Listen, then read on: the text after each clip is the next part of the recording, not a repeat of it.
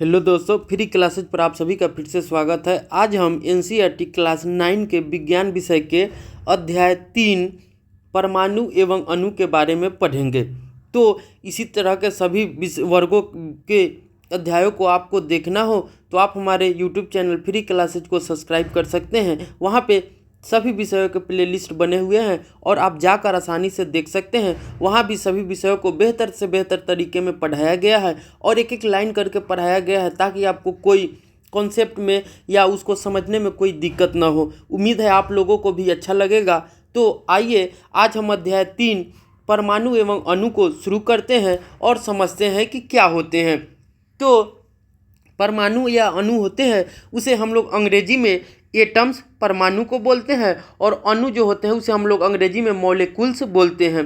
तो परमाणु क्या होते हैं, परमाणु के कण कैसे बिहेव करते हैं, परमाणु द्रव्यमान क्या होते हैं, संकेत क्या है, परमाणु संख्या क्या है, अणु क्या होते हैं, अणु के प्रकार क्या हैं, अणु किस तरह से बिहेव करते हैं, रासायनिक संयोजन के क्या नियम है, कितने नियम होते हैं, हमारा द्रव्यमान संरक्षण का नियम क्या है, स्थिर अनुपात का नियम क्या है। इन सभी बिंदुओं पर हम आज चर्चा करेंगे और बेहतर तरीके से समझने का कोशिश करेंगे। हमारे जो यौगिक होते हैं वो कैसे बनते हैं और उनके जो साधारण सूत्र होते हैं, सूत्रों को हम लोग कैसे लिखें, इन सभी के बारे में भी हम चर्चा करेंगे। तो आइए आज हम इस अध्याय को शुरू करते हैं। हमसे कह रहा है कि प्राचीन भारतीय एवं ग्रीक दार्शनिक द्रव्य के ज्ञात एवं अदृश्य रूपों से सदैव चकित होते रहे हैं। तो यहाँ पे जो द्रव्य लिखा हुआ है इसका मतलब जो होता है पदार्थ होता है। क्या होता है? पदार्थ होता है। और इस द्रव का मतलब जो होता है कि लिक्विड या तरल होता है। तो इन दोनों द्रवों में आप कंफ्यूजन नहीं होइएगा। इस द्रव का मतलब पदार्थ होता है और इस द्रव का मतलब तरल होता है जिसमें बहाव होता है, लिक्विड टाइप होते हैं, अंग्रेजी में उसे लिक्विड कहते हैं। पदार्थ की विभाज्यता के मत के बारे में भारत में बहुत पहले लगभग 500 ईसा पूर्व, तो हमने पहले ही चर्चा किया था कि 500 ईसा पूर्व का मतलब होता है, इसे हम लोग अंग्रेजी में बीसी भी लिखते हैं जिसे बिफोर क्रिस्ट कहते हैं। ने ईसा मसीह के जन्म से पूर्व की जो घटनाएं होती हैं उन्हें हम बीसी कहते हैं और ईसा मसीह के जन्म के समय से जो घटनाएं आगे की तरफ होती है उन्हें हम एसी कहते हैं। तो आगे हमसे कह रहा है, भारतीय दार्शनिक महर्षि कणाद ने प्रतिपादित किया था कि यदि हम द्रव्यों या पदार्थों को विभाजित करते जाएं तो हमें छोटे छोटे कण प्राप्त होते जाएंगे तथा अंत में एक सीमा आएगी जब प्राप्त कण को पुनः विभाजित नहीं किया जा सकेगा। तो भारतीय दार्शनिक थे महर्षि कणाद, उन्होंने कहा था कि जब हम पदार्थ को विभाजित करेंगे तो वो छोटे छोटे कण में विभाजित होते जाएंगे, लेकिन जब एक अंत समय आएगा तो उसके जो कण होंगे वो पुनः विभाजित नहीं होंगे, अर्थात वह सूक्ष्म कण अविभाज्य रहेगा। अविभाज्य का मतलब होता है जिसे तोड़ा नहीं जा सके, जिसे विभाजित नहीं किया जा सके, वो हमारा अविभाज्य कहलाता है। इस अविभाज्य सूक्ष्म कण को उन्होंने परमाणु कहा और उन्होंने इसी अविभाज्य जो सूक्ष्म कण थे उन्होंने परमाणु कहा था। लेकिन आधुनिक अनुसार हमने परमाणुओं को भी तोड़ दिया है, तो जो परमाणु होते हैं उनके भी कण मिलते हैं। हमने देखा था कि जो हमारे इलेक्ट्रॉन, प्रोटॉन, न्यूट्रॉन है, ये सभी परमाणु के टूटने के बाद ही बनते हैं और ये परमाणु से भी छोटे कण हैं। तो क्या क्या है? इलेक्ट्रॉन, प्रोटॉन, न्यूट्रॉन, ये सभी जो हैं कि परमाणु के ही कण हैं। उन्हें परमाणु को तोड़ने पर ये सभी मिलते हैं, तो ये परमाणु से भी छोटे होते हैं। एक अन्य दार्शनिक पकुता कात्यायान ने इस मत को विस्तृत रूप से समझाया और इसी को दूसरे भारतीय दार्शनिक जो थे पकुधा कात्यायान, उन्होंने समझाया इसी को विस्तृत तरीके से, कहा कि ये कण सामान्यतः संयुक्त रूप में पाए जाते हैं जो हमें द्रव्यों के भिन्न भिन्न रूपों को प्रदान करते हैं। लगभग इसी समय ग्रीक दार्शनिक डेमोक्रेटिस, क्या नाम था उनका, डेमोक्रिटस एवं ल्यूसिपस ने सुझाव दिया था कि यदि हम द्रव्यों को विभाजित करते जाएं तो एक ऐसी स्थिति आएगी जब प्राप्त कण को पुनः विभाजित नहीं किया जा सकेगा। उन्होंने इन अविभाज्य कणों को परमाणु अर्थात एटम्स अंग्रेजी में अर्थात अविभाज्य कहा था। ये सभी सुझाव दार्शनिक विचारों पर आधारित थे। ये जो हम लोगों ने अभी देखा, तो ये सभी जो विचार थे वो हमारे हर देशों के, जैसे ग्रीक, भारतीय जो दार्शनिक थे, उन्होंने अपने इस पर परमाणु के बारे में ऐसे विचार दिए थे। ये सभी सुझाव दार्शनिक विचारों पर आधारित थे। इन विचारों की वैधता सिद्ध करने के लिए 18वीं शताब्दी तक कोई अधिक प्रयोगात्मक कार्य नहीं हुए थे।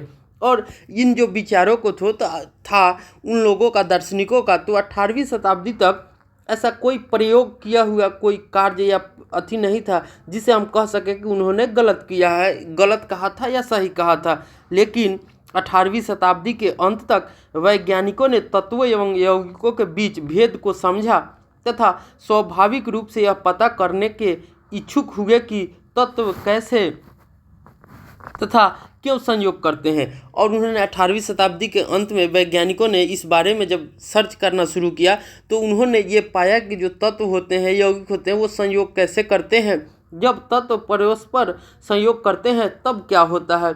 वैज्ञानिक आंतवा एल लेवैजियर ने रासायनिक संयोजन के 2 महत्वपूर्ण नियम को प्रतिपादित किया। तो जो हमारे लेवैजियर वैज्ञानिक थे, उन्होंने रासायनिक संयोजन के आधार पर जो 2 नियम को प्रतिपादित किया। कितने नियम को प्रतिपादित किए थे? तो 2 नियम को प्रतिपादित किए थे। अब हम 3.1 में रासायनिक संयोजन के नियम के बारे में पढ़ेंगे। लेवैजियर एवं जोसेफ एल प्राउस्ट ने बहुत अधिक प्रायोगिक कार्यों के पश्चात रासायनिक संयोजन के निम्नलिखित 2 नियम प्रतिपादित किए थे। कितने नियम प्रतिपादित किए थे? तो 2 नियम को उन्होंने प्रतिपादित किया था। हमारा पहला नियम है द्रव्यमान संरक्षण नियम। द्रव्यमान संरक्षण नियम, तो द्रव्यमान संरक्षण नियम क्या होते हैं? तो हम देखते हैं कि जब किसी भी रासायनिक अभिक्रिया में या रासायनिक संयोजन में जब किसी तत्व का जो हो कि द्रव्यमान जो हो कि वो न नष्ट किया जा सकता है न विनाश किया जाता है। तो जब द्रव्यमानों का न नष्ट किया जाएगा न विनाश किया जाएगा, वही हमारा द्रव्यमान संरक्षण नियम कहलाता है। तो हम देखते हैं जब रासायनिक परिवर्तन संपन्न होता है तब क्या द्रव्यमान में कोई परिवर्तन होता है? तो नहीं, द्रव्यमान जो रहते हैं वो हमेशा नियत रहते हैं। आगे हम देखते हैं क्रियाकलाप 3.1 को। निम्न X एवं Y रसायनों का एक युगल लीजिए। कॉपर सल्फेट, जिसके हम लोग सूत्र क्या होते हैं? CuSO4। एक तरफ हमारा Y में क्या है? Sodium carbonate Na2CO3। Barium chloride है BaCl2, इसका सूत्र होता है लीड PbNO3। यहाँ Y में हम देखते हैं तो सोडियम सल्फेट है तो Na2SO4, सोडियम क्लोराइड है तो NaCl हो जाएगा। तो ये हमारा X और Y रसायनों के युगल हैं। X एवं Y युगल की सूची में से किसी एक युगल के रसायनों को अलग अलग विलयन 10 मिलीलीटर जल में तैयार कीजिए। उपरोक्त तैयार युगल विलयनों में से Y के विलयन को एक शंक्वाकार फ्लास्क में लीजिए एवं X के विलयन को एक छोटी परखनली में लीजिए। छोटी परखनली को विलय युक्त फ्लास्क में इस प्रकार लटकाइए ताकि दोनों विलयन परस्पर मिश्रित न हो। तत्पश्चात फ्लास्क के मुख पर एक कॉर्क चित्र 3.1 की भांति लगाएं। जैसा कि चित्र 3.1 में हमको दिखाया गया है, हमको एक फ्लास्क लेना है। एक में क्या करना है? Y विलयन लेना है। दूसरे में हमको छोटी फ्लास्क में छोटी परखनली है, उसमें हमको X विलयन लेना है। ये जो फ्लास्क होंगे वो शंक्वाकार फ्लास्क होंगे। उसके बाद एक डोरी हो और ऊपर जो होगा वो हम कॉर्क लगा देंगे। अंतर्वस्तु युक्त फ्लास्क को सावधानी पूर्वक तौल लीजिए। अब फ्लास्क को झुकाकर इस प्रकार घुमाएं जिससे X एवं Y के विलयन परस्पर मिश्रित हो जाएं।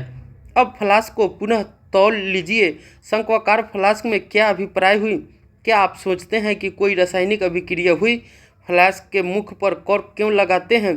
क्या फ्लास्क के द्रव्यमान एवं अंतर्वस्तु में कोई परिवर्तन हुआ? द्रव्यमान संरक्षण के नियम के अनुसार किसी रासायनिक अभिक्रिया में द्रव्यमान का न तो सृजन किया जा सकता है और न ही विनाश किया जाता है। तो द्रव्यमान जो संरक्षण नियम होते हैं उसके अनुसार हम कहते हैं कि किसी भी रासायनिक अभिक्रिया जो होती है उसमें न द्रव्यमान को सृजन किया जा सकता है, न उत्पन्न किया जा सकता है, बढ़ाया जा सकता है और न ही उसे नष्ट किया जा सकता है। इसको बेहतर तरीके से समझने के लिए हम एक जो होते हैं वो करके देख लेते हैं। जैसे मान लीजिए हमने यहाँ पे कॉपर सल्फेट है, तो जब हम कॉपर सल्फेट को लेते हैं तो हमारा CuSO4 होता है। और जब हम सोडियम कार्बोनेट को लेते हैं तो उसका सूत्र Na2CO3 होता है। तो जब हम दोनों को परस्पर रासायनिक अभिक्रिया कराएंगे तो कॉपर जो होते हैं कि वो कार्बोनेट के साथ और सोडियम जो होते हैं सल्फेट के साथ अभिक्रिया कर लेते हैं। तो हमारा क्या बन जाता है, CuCO3 जोड़ Na2CSO4 हो जाएंगे। इस तरह के बनते हैं। तो द्रव्यमान संरक्षण के नियम के अनुसार जो इस साइड का जो द्रव्यमान होगा, इनका जो द्रव्यमान होगा वो बराबर होना चाहिए इसके द्रव्यमान के। अगर बराबर नहीं होंगे तो द्रव्यमान संरक्षण नियम जो होंगे वो प्रतिपादित नहीं होंगे। तो आइए दोनों को हम लोगों को द्रव्यमान देखते हैं, चेक करते हैं कि बराबर है या नहीं। तो कॉपर सल्फेट जो होते हैं तो इनके परमाणु संख्या जो होते हैं 29 होते हैं। कॉपर के परमाणु संख्या 29 होते हैं और इनका जो द्रव्यमान होता है 63.5 होता है। कितना होता है, 63.5 होता है। और जो हमारे S होते हैं इसे हम लोग सल्फर कहते हैं। S होते हैं उन्हें हम क्या कहते हैं, सल्फर कहते हैं। सल्फर का संकेत जो होता है S होता है, सल्फर का संकेत S होता है। परमाणु संख्या जो इसके होते हैं वह 16 होते हैं। परमाणु संख्या 16 होते हैं।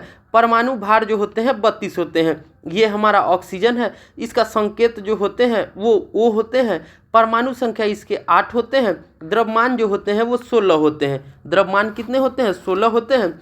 सोडियम को हम देखते हैं तो सोडियम का संकेत Na होता है। इसके परमाणु संख्या जो होते हैं 11 होते हैं और द्रव्यमान जो होते हैं वो हमारा 23 होता है। इसके जो द्रव्यमान होते हैं वो हमारा 23 होता है। ये हमारा कार्बन है C, इसका परमाणु संख्या 6 होते हैं। परमाणु संख्या 6 होते हैं और परमाणु भार जो होते हैं वो 12 होते हैं। परमाणु भार कितने होते हैं, 12 होते हैं। उसके बाद ये हमारा ऑक्सीजन है, इसके परमाणु संख्या 8 होते हैं और परमाणु भार 16 होते हैं। अब हम सभी को देखते हैं तो हमारा क्या हो जाएगा, 63.5 जोड़ 32 जोड़, यहाँ पे देखिए ये कार्बन के ऑक्सीजन के 4 परमाणु हैं तो क्या हो जाएंगे, 4 गुना 16 हो जाएंगे। यहाँ पर हम देखिए तो हमारा सोडियम का कितना होगा 23, लेकिन यहाँ पर 2 परमाणु है तो क्या हो जाएगा गुना 2 जोड़ कार्बन के कितना हो जाते हैं 12 और ऑक्सीजन के परमाणु कितने हैं अणु 3 गुना 16 हो जाएंगे। तो ये सभी जो होंगे बराबर होंगे किसके, तो यहाँ देखिए कॉपर के हमारा क्या होता है 63.5 परमाणु भार होते हैं, कार्बन के 12 होते हैं, ऑक्सीजन के हमारा कितना होता है 16 होता है। यहाँ पर सोडियम का हमारा 23 होता है परमाणु भार, सल्फर का हमारा 32 होता है, ऑक्सीजन का हमारा 16 होता है। तो यहाँ पे क्या हो जाएगा 63.5 जोड़ क्या हो जाएगा 12 जोड़ 3 गुना 16, ये सभी जोड़। उसके बाद क्या हो जाएंगे, ये सोडियम का 23 गुना ये 2 है परमाणु तो 2 गुना हो में आ जाएगा जोड़। सल्फर के कितने होते हैं 32 और ऑक्सीजन के क्या हो जाएंगे 4 गुना 16। अब हम इन सभी को जोड़ के गुना करके देखते हैं तो हमारा 265.5 आएंगे, 265.5 आएंगे। ये बराबर होंगे, ये भी हम जोड़ के देखेंगे तो हमारा क्या हो जाएगा 265.5 आएंगे। तो हम देखते हैं कि जो हमारा दायां पक्ष का जो हमारा ये परमाणु भार होगा वो हमारा बायां पक्ष का होगा। तो दोनों परमाणु द्रव्यमान जो देख रहे हैं वो सेम हो रहा है। इससे भी हम कह सकते हैं कि न द्रव्यमान को सृजन किया जा सकता है न विनाश होते हैं, वो हमेशा नियत रहते हैं। जो दाहिना पक्ष में जितना द्रव्यमान होगा उतना ही द्रव्यमान बायां पक्ष में होगा। तो अब हम आगे देखते हैं कि हमसे क्या कह रहा है। अब हमारा दूसरा नियम है स्थिर अनुपात नियम। स्थिर अनुपात नियम, तो स्थिर अनुपात नियम क्या होते हैं उसे हम लोग देखते हैं।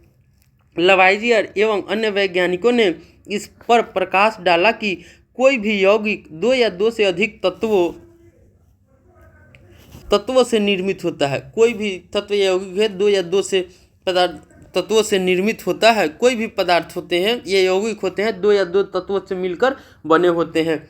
इस प्रकार प्राप्त यौगिक में इन तत्वों का अनुपात जो रहता है वो स्थिर रहता है, माने वो बदलता नहीं है, स्थिर रहता है।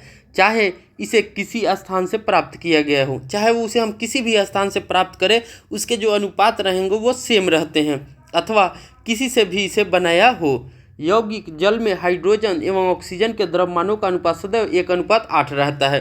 तो हम देखते हैं कि यौगिक जो होते हैं वो हमारा, जैसे मान लीजिए हमारा यौगिक जो है कि जल है, यौगिक क्या है? जल है। ये हाइड्रोजन के 2 अणु और ऑक्सीजन के 1 अणु के साथ संयोग करके जल बनाता है। तो इसमें हम देखते हैं तो हाइड्रोजन के द्रव्यमान कितने होते हैं? 1 होते हैं और इसके 2 अणु परमाणु है तो 2 गुना हो जाएंगे। और अनुपात अगर हम करेंगे तो ऑक्सीजन का परमाणु संख्या 8 होता है और परमाणु द्रव्यमान 16 होता है। तो हमारा क्या हो जाएगा? 2:16 हो जाएगा। ये 1 मर्तबे, ये 2 मर्तबे 8 हो जाएगा। तो हमारा क्या हो जाता है? 1:8 हो जाता है। तो वही हमसे कह रहा है कि यौगिक में जल, हाइड्रोजन एवं ऑक्सीजन के जो द्रव्यमान का अनुपात रहेगा सदैव 1:8 रहेगा। तो हम देख सकते हैं कि हमारा कितना आया है? 1:8 आया है। तो हम जब जल को किसी भी सोर्स से प्राप्त करें या किसी भी चीज़ से बनाएं, उसका जो द्रव्यमान का अनुपात रहेगा वह हमेशा 1:8 ही रहेगा, चाहे जल का कोई भी स्रोत हो। इसी प्रकार 9 ग्राम जल का तो 8:1, तो H2O का जो द्रव्यमान होगा कितना हो जाएगा? 9 ग्राम हो जाएगा। कितना हो जाएगा? 9 ग्राम हो जाएगा। क्यों? क्योंकि ऑक्सीजन 8 और हाइड्रोजन 1, तो 8:1 कितना हो जाएंगे? 9 ग्राम हो जाएंगे। अपघटन करें तो सदैव 1 ग्राम हाइड्रोजन तथा 8 ग्राम ऑक्सीजन ही प्राप्त होंगे। इसी प्रकार अमोनिया में नाइट्रोजन जो होते हैं एवं हाइड्रोजन के अनुपात जो होते हैं सदैव 14:3 होते हैं। ये क्यों? क्योंकि जैसे अमोनिया होते हैं NH3 होते हैं, तो नाइट्रोजन के संकेत 7 होते हैं और परमाणु भर 14 होते हैं। कितने होते हैं? 14 होते हैं। और हाइड्रोजन का हमारा कितना होता है? 1 होता है परमाणु द्रव्यमान और इसका परमाणु 3 है, तो क्या हो जाएगा? 3 हो जाएगा। तो हमारा क्या हो जाएगा? 14:3। तो सदैव जो अमोनिया के जो द्रव्यमान के अनुपात रहेंगे वो 14:3 ही रहेंगे, अनुपात में विद्यमान रहते हैं, चाहे अमोनिया किसी भी प्रकार से निर्मित हुई हो अथवा किसी भी स्रोत से ली गई हो। उपरोक्त उदाहरणों से स्थिर अनुपात के नियम की व्याख्या होती है, जिसे निश्चित अनुपात का नियम भी कहते हैं।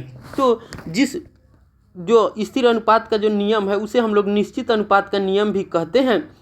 इसे प्राउस्ट ने इस नियम को इस प्रकार से व्यक्त किया था: किसी भी यौगिक में तत्व सदैव एक निश्चित द्रव्यमान के अनुपात में विद्यमान रहते हैं। तो सबसे पहले जो प्राउस्ट महोदय थे उन्होंने ही सब स्थिर अनुपात नियम के बारे में कहा था कि किसी भी यौगिक में तत्व सदैव एक निश्चित द्रव्यमान के अनुपात में विद्यमान रहते हैं।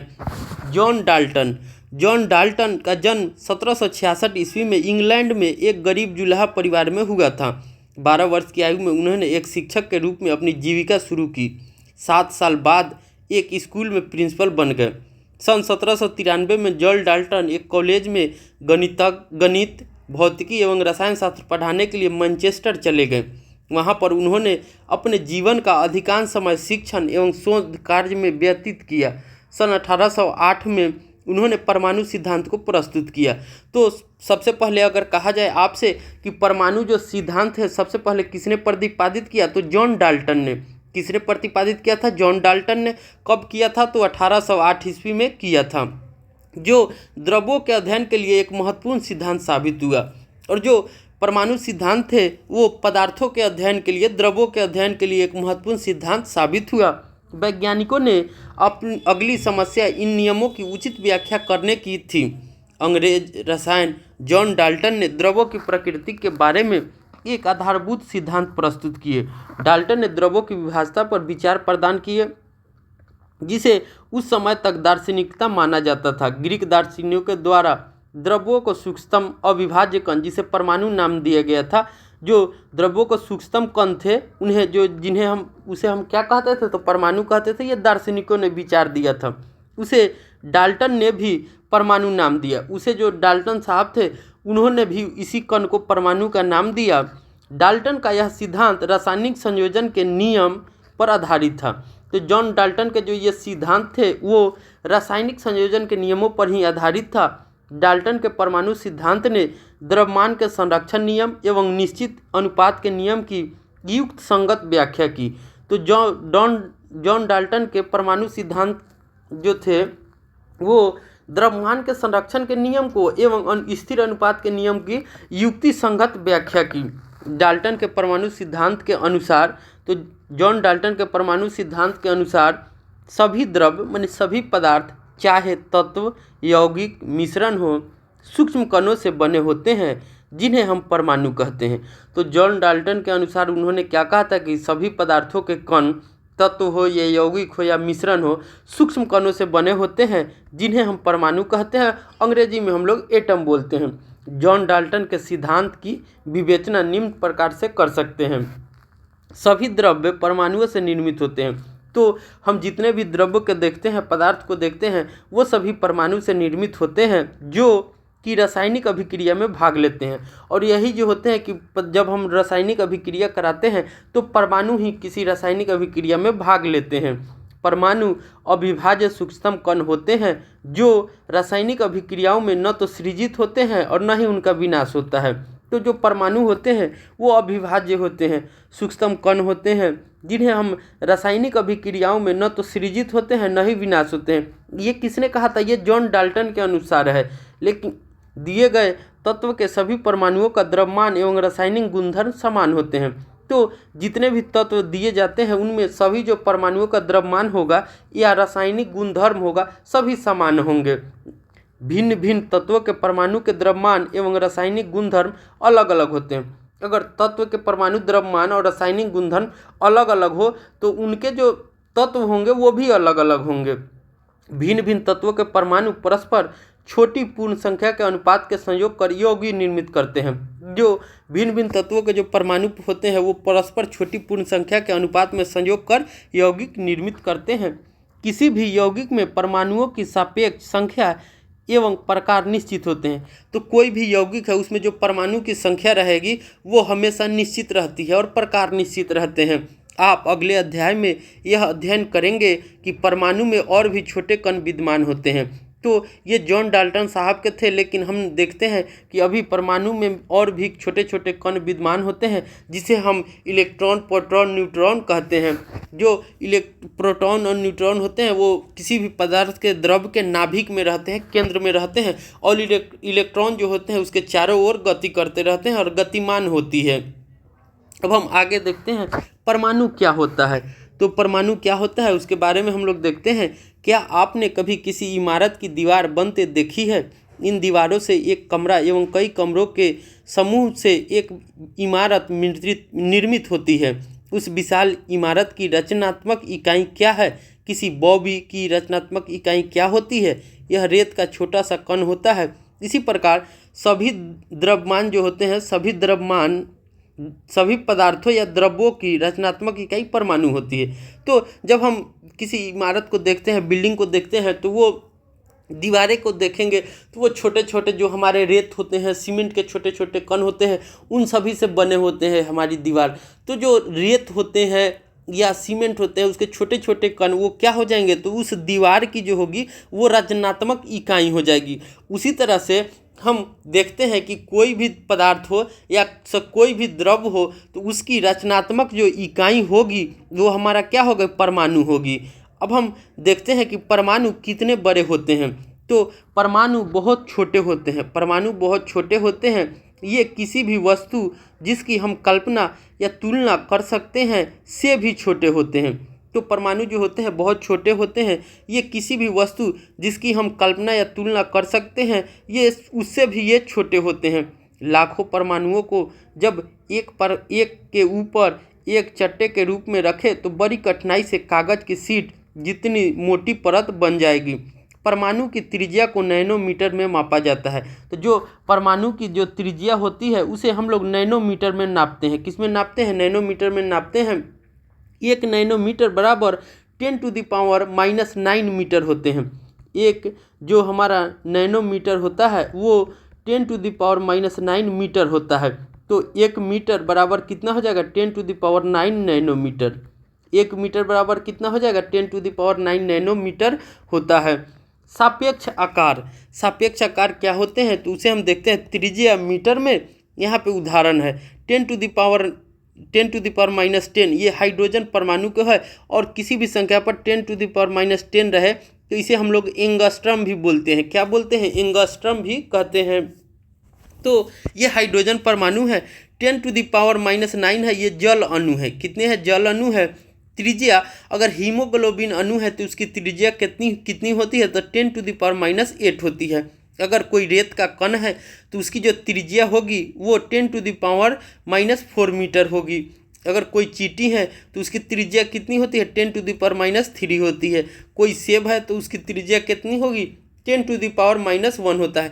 10⁻⁻1 का मतलब हो जाता है 1/10।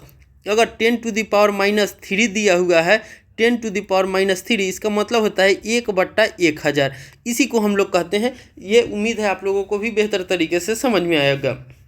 जब परमाणु का आकार इतना सूक्ष्म है कि हम उसे नग्न आँखों से नहीं देख, नग्न आँखों का मतलब होता है खुली आँखों से, तो परमाणु का आकार इतना छोटा होता है कि हम इसे खुली आँखों से नहीं देख सकते हैं।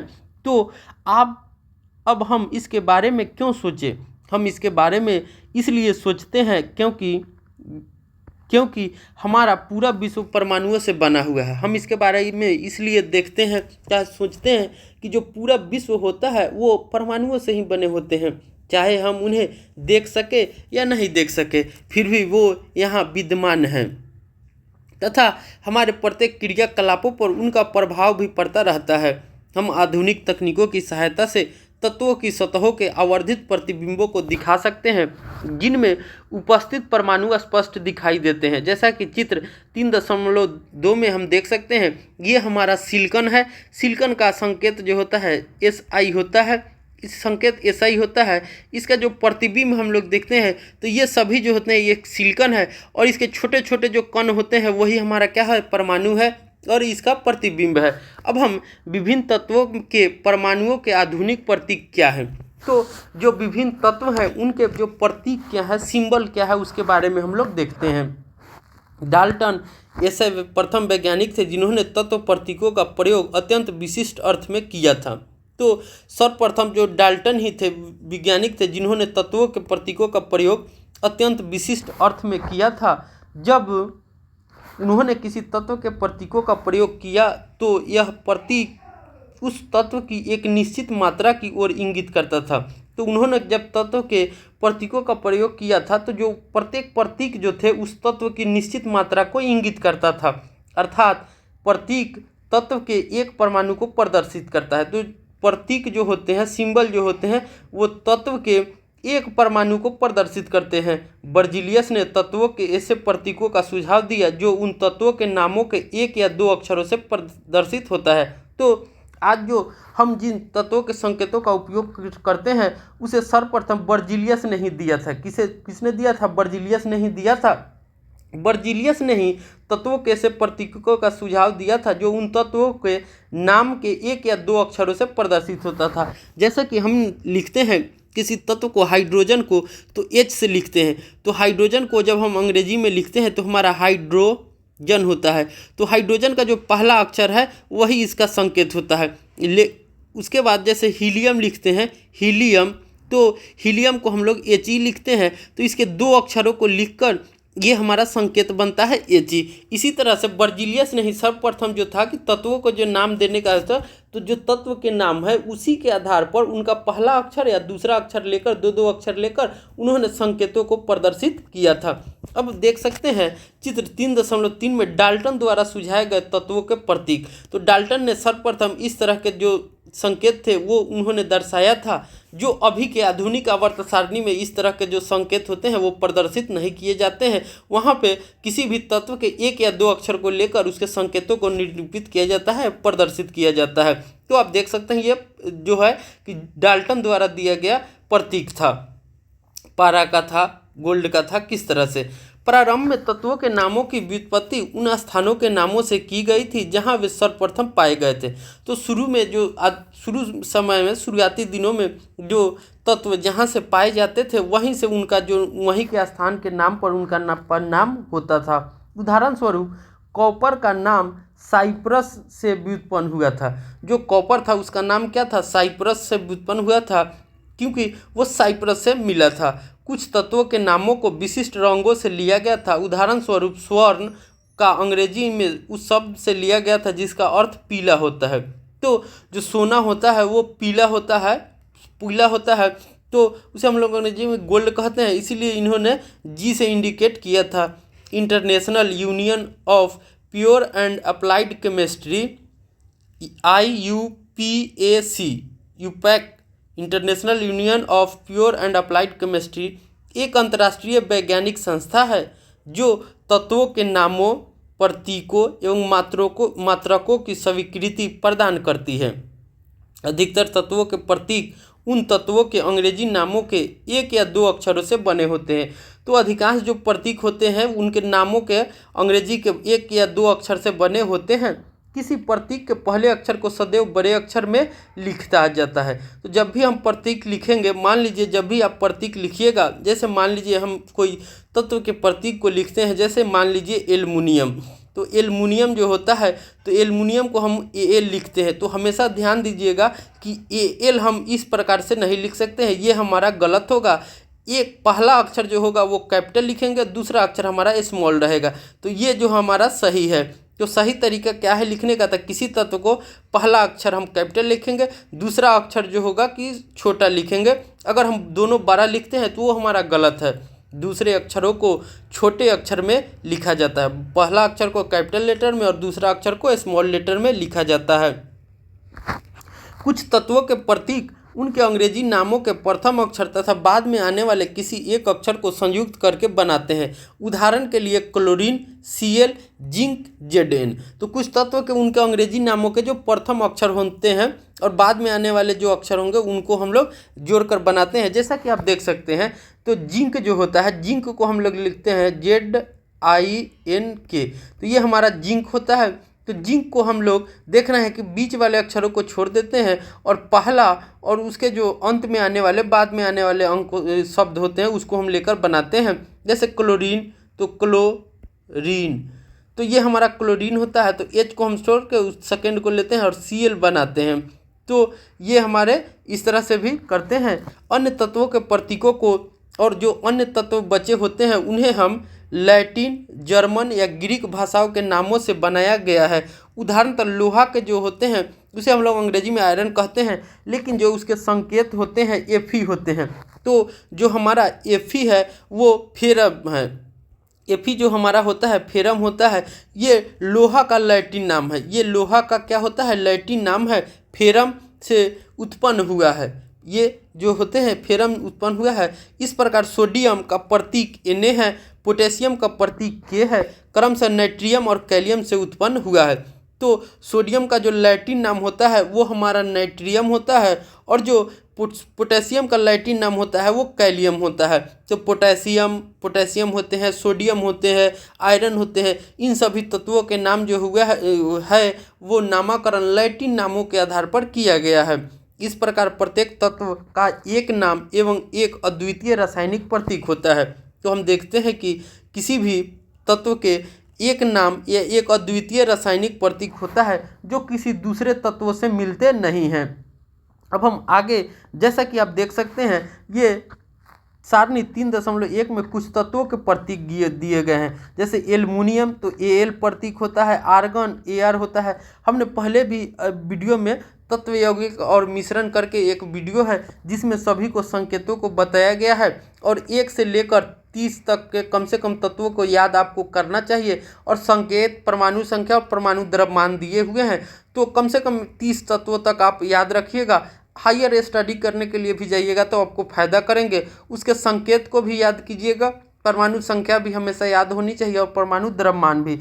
तो हमारा बेरियम को Ba होता है, बोरॉन का B होता है, ब्रोमीन का Br होता है, कैल्शियम का Ca होता है, कार्बन का C, क्लोरीन का Cl, कोबाल्ट का CO, कॉपर का Cu, फ्लोरीन का F, स्वर्ण का Au, हाइड्रोजन का H, आयोडीन का I, आयरन का Fe, सीसा का Pb, इसको हम लोग प्लम्बम भी बोलते हैं। Pb क्या है? तो प्लम्बम भी है। मैग्नीशियम का Mg होता है, नियॉन का Ne, नाइट्रोजन का N, ऑक्सीजन का O, पोटेशियम का K, क्यों? कैलियम लैटिन नाम के आधार पर K, सिलिकॉन का Si, चांदी का Ag। चांदी भी जो होता है कि सिल्वर होता है, लेकिन इसको लैटिन नाम क्या होता है? तो अर्जेंटम होता है। क्या होता है? अर्जेंटम होता है। और इसका क्या होता है? प्लम्बम होता है। क्या होता है? प्लम्बम होता है सीसा का। सोडियम, तो सोडियम का भी लैटिन नाम क्या हमने अभी देखा था? नाइट्रियम होता है। सल्फर होता है, यूरेनियम होता है। इसका जो 52 होता है परमाणु संख्या। ये जिंक होता है, 30 होते हैं परमाणु संख्या इसके। अब हम आगे देखते हैं तो हमारा परमाणु द्रव्यमान क्या है। तो परमाणु द्रव्यमान क्या होते हैं, इसे हम लोग अंग्रेजी में एटॉमिक वेट बोलते हैं। क्या बोलते हैं? एटॉमिक वेट बोलते हैं परमाणु द्रव्यमान। डाल्टन के परमाणु सिद्धांत की सबसे विशिष्ट संकल्पना परमाणु द्रव्यमान थी। तो डाल्टन साहब ने दिया था, उसमें सबसे जो उनकी विशिष्ट अति थी, पहचान थी या संकल्पना थी, वो परमाणु सिद्धांत ही था और परमाणु द्रव्यमान के ही बारे में था। उनके अनुसार प्रत्येक तत्व का एक अभिलाक्षणिक परमाणु द्रव्यमान होता है। डाल्टन का सिद्धांत स्थिर अनुपात के नियम को इतनी भली भांति समझाने में समर्थ था कि वैज्ञानिक इससे प्रेरित होकर परमाणु द्रव्यमान को मापने की ओर अग्रसर हुए। चूँकि एक परमाणु के द्रव्यमान को ज्ञात करना अपेक्षाकृत कठिन कार्य था, इसलिए रासायनिक संयोजन के नियमों के उपयोग एवं उत्पन्न यौगिकों को द्वारा सापेक्ष परमाणु द्रव्यमानों को ज्ञात किया गया। और उन्हीं के डाल्टन साहब के सिद्धांत, परमाणु सिद्धांत के ही अनुसार जो होता है कि उनके जो समझाने के परमाणु द्रव्यमान सिद्धांत जो थे या स्थिर अनुपात सिद्धांत थे, उसको भली भांति समझने के लिए आसान था और स्थिर अनुपात के नियम को ही आधारित करके और सापेक्ष मान के जो रासायनिक संयोजन के नियमों जो होते हैं दो, द्रव्यमान संरक्षण का नियम और स्थिर अनुपात का नियम, इन दोनों को ही अनुपालन करके उत्पन्न यौगिकों के सापेक्ष परमाणु द्रव्यमानों को ज्ञात किया गया। जबकि जब कभी आप तत्वों का अध्ययन करें तो उसके संदर्भ में सारणी देखते हैं। हम यहाँ एक यौगिक कार्बन मोनोऑक्साइड का उदाहरण लेते हैं, जो कार्बन एवं ऑक्सीजन द्वारा निर्मित होते हैं। जो हमारा कार्बन मोनोऑक्साइड होता है वो कार्बन और ऑक्सीजन से निर्मित होता है, जिसका सूत्र CO होता है। तो इसमें देखते हैं कि प्रायोगिक तौर पर यह निश्चित करता है कि जो कार्बन है वो 3 ग्राम और ऑक्सीजन जो होते हैं वो 4 ग्राम के संयोजन से कार्बन मोनोऑक्साइड जो होता है कि निर्मित होता है। दूसरे शब्दों में कहा जा सकता है कि कार्बन अपने 4/3 गुना अधिक द्रव्यमान वाले ऑक्सीजन के साथ संयुक्त होती है। मान लीजिए हम परमाणु द्रव्यमान की इकाई को 1 कार्बन परमाणु द्रव्यमान के बराबर मानते हैं, तो कार्बन का परमाणु को 1.0 यूनिट तथा ऑक्सीजन के परमाणु को 1.33 यूनिट निर्दिष्ट करेंगे। प्रारंभ में परमाणु को AMU द्वारा संक्षेप में लिखते थे, लेकिन आजकल IUPAC के नवीन अनुमोदन द्वारा इसको यूनिफाइड द्रव्यमान द्वारा प्रदर्शित करते हैं। तो यहाँ U का मतलब क्या हो जाता है? यूनिफाइड द्रव्यमान। क्या हो जाता है? यूनिफाइड द्रव्यमान। लेकिन द्रव्यमानों की इकाई को यथासंभव पूर्णांक या लगभग पूर्णांक में व्यक्त करना अधिक सुविधाजनक होता है। आगे चलकर वैज्ञानिक ने द्रव्यमानों की भिन्न भिन्न इकाइयों के बारे में विचार किया। वैज्ञानिक जब विभिन्न परमाणु द्रव्यमानों की इकाइयों के बारे में शोधरत थे तो उन्होंने प्रारंभ में प्राकृतिक जन्य ऑक्सीजन परमाणु के द्रव्यमान के 1/16 भाग को इकाई के रूप में लिया। तो जो प्राकृतिक में हम लोगों को ऑक्सीजन मिलते हैं तो उसी के ऑक्सीजन परमाणु के द्रव्यमान पर 1/16 भाग को इकाई के रूप में वैज्ञानिकों ने लिया। 2 कारण से इसे सुसंगत समझा गया और 2 कारण से पूरे वैज्ञानिकों ने इसे सुसंगत समझा। ऑक्सीजन अनेक तत्वों के साथ अभिक्रिया करके यौगिक बनाता है। तो ऑक्सीजन जो होते हैं वो सभी तत्वों के साथ अभिक्रिया करके यौगिक बनाते थे। इस परमाणु द्रव्यमान इकाई द्वारा अधिकांश तत्वों के परमाणु द्रव्यमान पूर्णांक में प्राप्त होते हैं। तथापि 1961 में परमाणु द्रव्यमानों को ज्ञात करने के लिए परमाणु द्रव्यमान इकाई कार्बन 12 समस्थानिक होता है। इसे आइसोटोप कहते हैं। तो समस्थानिक का मतलब होता है कि उसके जो एक ही तत्व के अगर आइसोटोप समस्थानिक माने परमाणु संख्या भिन्न भिन्न होते हैं तो उसे हम लोग आइसोटोप कहते हैं, को मानक संदर्भ के रूप में सार्वभौमिक स्वीकार किया गया था। कार्बन 12 समस्थानिक के एक परमाणु द्रव्यमान के 1/12वें भाग को मानक परमाणु द्रव्यमान के इकाई के रूप में लेते हैं। तो जो हमारा C12 होते हैं समस्थानिक, उसके एक परमाणु द्रव्यमान के 1/12वें भाग को मानक परमाणु द्रव्यमान के इकाई के रूप में लेते हैं। कार्बन 12 समस्थानिक के एक परमाणु द्रव्यमान के सापेक्ष सभी तत्वों के परमाणु द्रव्यमान प्राप्त किए गए हैं। कल्पना कीजिए कि एक फल विक्रेता बिना मानक भार के फल बेच रहा है। वह एक तरबूज लेकर कहता है कि इसका द्रव्यमान 12 इकाई है, 12 तरबूजीय इकाई अथवा 12 फल द्रव्यमान इकाई।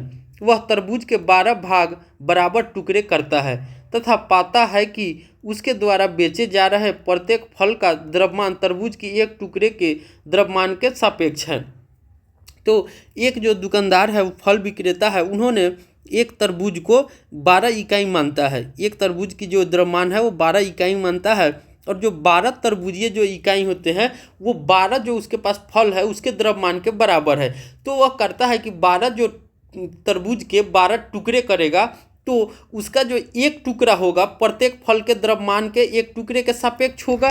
तो वही हमसे कह रहा है, जैसा कि आप देख सकते हैं, जैसा कि चित्र 3.4 में दिखाया गया है।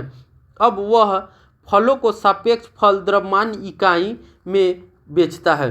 तो फलों के सापेक्ष जो द्रव्यमान इकाई होता है उसके सापेक्ष में वह बेचता है। जैसा कि आप देख सकते हैं, ए में हमको एक तरबूज दिया है, इसका जो वेट है 12 यू है, 12 यू है। उसने क्या किया कि इस तरबूज को 12 टुकड़ों में विभाजित कर दिया। कितने टुकड़ों में विभाजित कर दिया? 12 टुकड़ों में विभाजित। और एक टुकड़ा का जो भार होगा एक फल के द्रव्यमान के इकाई के बराबर होगा। तो अब देखिए, अब जैसे तरबूज है, 12 टुकड़े हैं, तरबूज का 1/12वां भाग तरबूज के टुकड़े का उपयोग करके वह फल विक्रेता फलों को कैसे तौल सकते हैं? तो एक तरबूज जो है कि एक फल के बराबर है, तो वह उसी तरह से फलों को बेचेगा। किसी तत्व के सापेक्षिक जो द्रव्यमान होते हैं, किसी तत्व के सापेक्षिक द्रव्यमान को उसके परमाणुओं के औसत द्रव्यमान का कार्बन 12 परमाणु के द्रव्यमान के 1/12वें भाग के अनुपात द्वारा परिभाषित किया जाता है। अब हम जैसे सारणी 3.2 में देख सकते हैं कुछ तत्वों के परमाणु द्रव्यमान। तो कुछ तत्व, इसे भी हम तत्व यौगिक और मिश्रण में परमाणु द्रव्यमान के बारे में दिए गए हैं। तो हमने 1 से 30 तक लेकर तत्वों के परमाणु द्रव्यमान जो होते हैं उसे दिया गया है। उसे भी आप बेहतर तरीके से याद कर लीजिएगा, ताकि आने वाले क्लासों में आपको मदद करेगी। कम से कम नहीं हो तो परमाणु द्रव्यमान जो होगा 20 तत्व तक, कम से कम 1 से लेकर 20 तत्वों तक याद होना चाहिए। जैसे देखिए, हाइड्रोजन का हमारा परमाणु द्रव्यमान 1 होता है। हाइड्रोजन का परमाणु द्रव्यमान कितना होता है? 1 होता है। कार्बन का परमाणु द्रव्यमान 12 होते हैं। नाइट्रोजन के परमाणु द्रव्य 14 होते हैं। ऑक्सीजन के परमाणु द्रव्यमान 16 होते हैं। सोडियम के परमाणु द्रव्यमान 23 होते हैं। संकेत भी यहाँ लिख लीजिए, H होता है, कार्बन का C होता है, नाइट्रोजन का N होता है, ऑक्सीजन का O होता है, सोडियम का Na होता है, मैग्नीशियम का Mg होता है। इसका परमाणु संख्या, इसका 1 होता है, कार्बन का 6 होता है, नाइट्रोजन का 7 होता है। ये परमाणु संख्या है। ऑक्सीजन का 8 होता है, सोडियम का 11 होता है, मैग्नीशियम का 12 होता है, सल्फर का 16 होता है, क्लोरीन का 17 होता है, कैल्शियम का 20 होता है। तो सल्फर का संकेत S होता है, क्लोरीन का Cl होता है, कैल्शियम का Ca होता है। तो ये जो हमारा परमाणु संख्या है, ये हमारा परमाणु संकेत है, ये हमारा परमाणु भार है। तो मैग्नीशियम का परमाणु संकेत 12 होते हैं, संकेत Mg होते हैं, और परमाणु भार जो होते हैं 24 होते हैं। सल्फर का परमाणु जो संकेत होते हैं S होते हैं, परमाणु संख्या 16 होते हैं, परमाणु भार हमारा 32 होता है। क्लोरीन का संकेत Cl होता है, परमाणु संख्या 17 होता है, परमाणु भार 35.5 होता है। कैल्शियम का संकेत Ca होता है, कैल्शियम का Ca होता है, इसका परमाणु संख्या 20 होता है, और इसका परमाणु द्रव्यमान जो होते हैं वो 40 होता है। ये सभी हमारा U में होता है, यूनिफाइड यूनिट इसको कहते हैं। ये सभी U में होता है। अब हम आगे देखते हैं परमाणु किस प्रकार अस्तित्व में रहते हैं। तो जो हमारा परमाणु होता है वो किस प्रकार अस्तित्व में रहते हैं उसके बारे में हम लोग चर्चा करते हैं। अधिकांश तत्वों के परमाणु स्वतंत्र अवस्था में अस्तित्व में नहीं रह पाते। तो अधिकांश जो तत्व होते हैं उनके जो परमाणु होते हैं वो स्वतंत्र रूप में नहीं रह पाते हैं। परमाणु अणु एवं आयन बनाते हैं। जो परमाणु होते हैं या अणु और आयन बनाते हैं, ये अणु अथवा आयन अत्यधिक संख्या में पुंजित होकर वह द्रव्य बनाते हैं। तो जो परमाणु होते हैं वो आपस में संयोजित होकर आयन बनाते हैं या अणु बनाते हैं। यही आयन और अणु जो होते हैं आपस में संयोजित होकर मिलकर या पूंजी इकट्ठा होकर क्या बनाते हैं? द्रव्य बनाते हैं या पदार्थ बनाते हैं, जिसे हम देख सकते हैं, अनुभव कर सकते हैं और छू सकते हैं। तो ये द्रव्य का परिभाषा होता है कि जिसे हम देख सकते हैं, अनुभव कर सकते हैं, छू सकते हैं, वो सभी द्रव्य कहलाते हैं। अब हमारा आगे है 3.3 में कि अणु क्या है, 3.3 में हम देखेंगे अणु क्या है। इसे हम लोग अंग्रेजी में मॉलिक्यूल्स भी बोलते हैं। क्या बोलते हैं? मॉलिक्यूल्स भी बोलते हैं ये अणु। तो आइए हम लोग देखते हैं कि अणु किसे कहते हैं। साधारणतः अणु ऐसे 2 या 2 से अधिक परमाणुओं का समूह होता है जो आपस में रासायनिक बंध द्वारा जुड़े होते हैं अथवा वे परस्पर आकर्षण बल के द्वारा कसकर जुड़े होते हैं। अणु को किसी तत्व अथवा यौगिक के सूक्ष्म कण के रूप में परिभाषित कर सकते हैं जो स्वतंत्र रूप से अस्तित्व में रह सकता है तथा जो उस यौगिक के सभी गुणधर्मों को प्रदर्शित करता है। एक ही तत्व के परमाणु अथवा भिन्न भिन्न तत्वों के परमाणु संयोजन करके अणु निर्मित होते हैं। तो अणु क्या होते हैं? तो हम कह सकते हैं कि अणु जो होते हैं वो 2 या 2 से अधिक परमाणुओं का समूह होता है। तो 2 या 2 से अधिक परमाणु आपस में मिलते हैं तो अणु का निर्माण होता है जो रासायनिक बंध द्वारा जुड़े होते हैं। तो जो परमाणु होंगे वो आपस में केमिकल बॉन्डिंग के द्वारा जुड़े रहते हैं, एक दूसरे के द्वारा जुड़े रहते हैं, सटे रहते हैं, वे परस्पर आकर्षण बल के द्वारा कसकर। और ये जो मान लीजिए कि कोई कण होता है, कोई पदार्थ है, ये हमारा क्या है? परमाणु है। ये परमाणु है और ये भी हमारा, ये दोनों परमाणु हैं। तो दोनों परमाणु जो होते हैं वो आपस में मिलकर क्या बनाएंगे? अणु बनाएंगे। आपस में मिलकर अणु बनाते हैं। तो ये जब दोनों आपस में मिले हुए रहते हैं तो इनके बीच जो बंध है जुड़े हुए हैं वो किसके कारण जुड़े रहते हैं? तो ये रासायनिक बंधन के कारण जुड़ते हैं और ये एक दूसरे पर, जैसे ये कण इस पे बल लगाते हैं और ये कण इस पे बल लगाते हैं, तो ये एक दूसरे को आकर्षित करते रहते हैं और कसकर आकर्षण के कारण ही दोनों जो होते हैं कि आपस में जुड़ जाते हैं।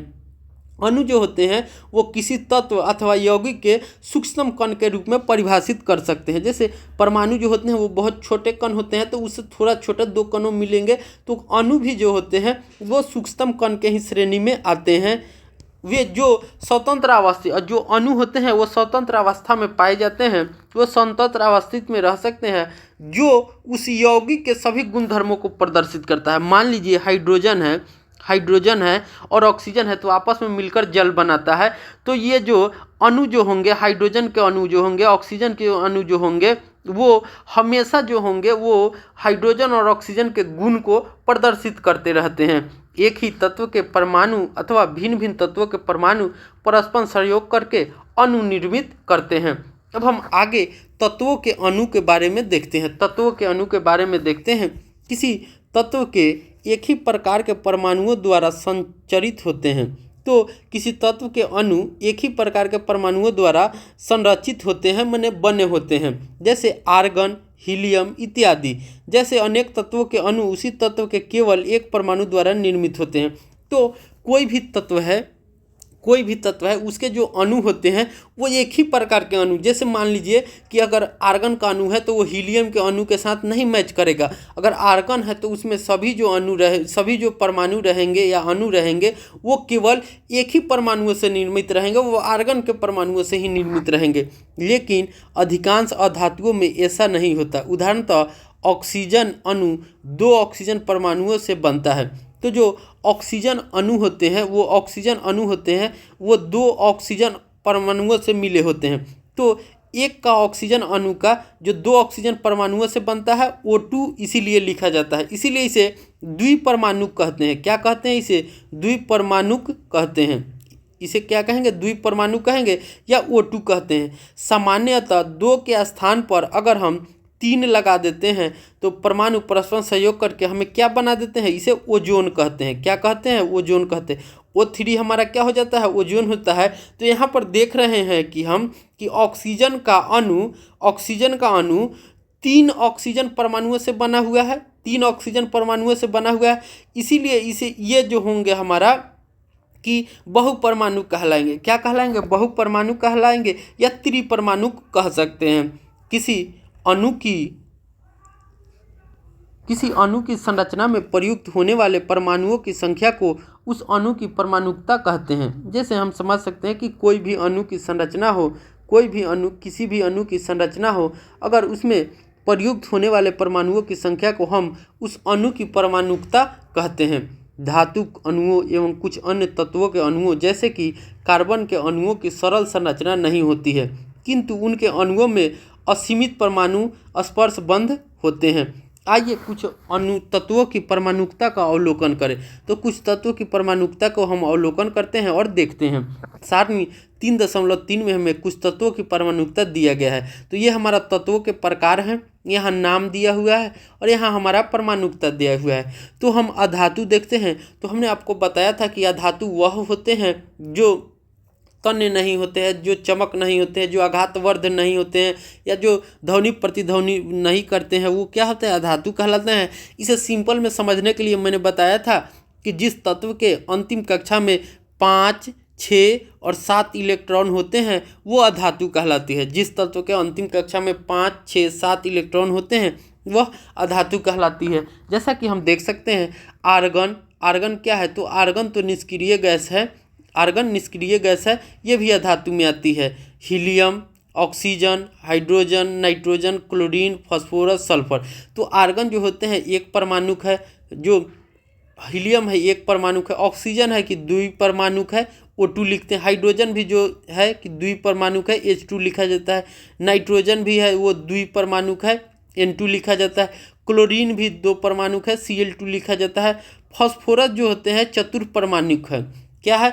चतुर्परमाणुक है, इसे हम लोग P4 लिखते हैं। फास्फोरस को हम लोग P4 लिखते हैं। सल्फर जो होते हैं कि वो बहुपरमाणिक है। सल्फर जो होते हैं इसके संकेत S होते हैं, ये बहुपरमाणिक होते हैं। क्यों? क्योंकि सल्फर को हम लोग कभी कभी S लिखते हैं, कभी कभी S2 लिखते हैं, कभी कभी S4 लिखते हैं, कभी कभी हम लोग S8 भी लिखते हैं, S8 भी लिखते हैं। तो ये जो सल्फर होते हैं वो बहुपरमाणुक होते हैं। सल्फर जो होते हैं वो बहुत परमाणुक होते हैं। अब हम आर्गन का जो संकेत होता है एयर होता है, हीलियम का He होता है, ऑक्सीजन का O2 O, हाइड्रोजन का H, नाइट्रोजन का N, क्लोरीन का Cl। अब हम धातुओं में देखते हैं तो धातु में हमारा सोडियम होता है, संकेत Na होता है। आयरन होता है Fe होता है संकेत। एल्युमिनियम का Al होता है और कॉपर का Cu होता है। तो सोडियम हमारा एक परमाणुक है, Na लिखते हैं। आयरन जो हमारा होता है कि एक परमाणुक होते हैं, Fe ही लिखते हैं। जो एल्युमिनियम होता है एक परमाणुक होते हैं, Al लिखते हैं। कॉपर जो भी होते हैं जो एक ही परमाणुक होते हैं। इसे हम कह सकते हैं कि जो अधिकांश धातुएं होंगी वो एक परमाणुक ही होती हैं। अधिकांश धातुएं एक परमाणुक होती है, लेकिन अधातुएं जो होती हैं वो एक परमाणुक हो सकती हैं, द्विपरमाणुक हो सकती हैं, बहुपरमाणुक भी होती हैं और चतुर्परमाणुक होती हैं, त्रिपरमाणुक भी होती हैं। अब हम आगे यौगिकों के अणु के बारे में पढ़ेंगे और देखते हैं कि यौगिकों के अणु क्या होते हैं। भिन्न भिन्न तत्वों के परमाणु एक निश्चित अनुपात में परस्पर जुड़कर यौगिकों के अणु जो होते हैं वो निर्मित करते हैं। तो प्रत्येक जो भिन्न भिन्न तत्वों के परमाणु होते हैं एक निश्चित अनुपात में परस्पर जुड़कर अणु का निर्माण करते हैं। सारणी 3.4 में कुछ उदाहरण दिए गए हैं। जैसा कि आप देख सकते हैं सारणी 3.4 में कुछ यौगिकों के अणु के उदाहरण दिए गए। ये हमारा यौगिक है, ये संयुक्त तत्व है, माने जो यौगिक है वो किस किस से मिलकर बने हुए हैं। और हमारा यहाँ द्रव्यमान अनुपात है।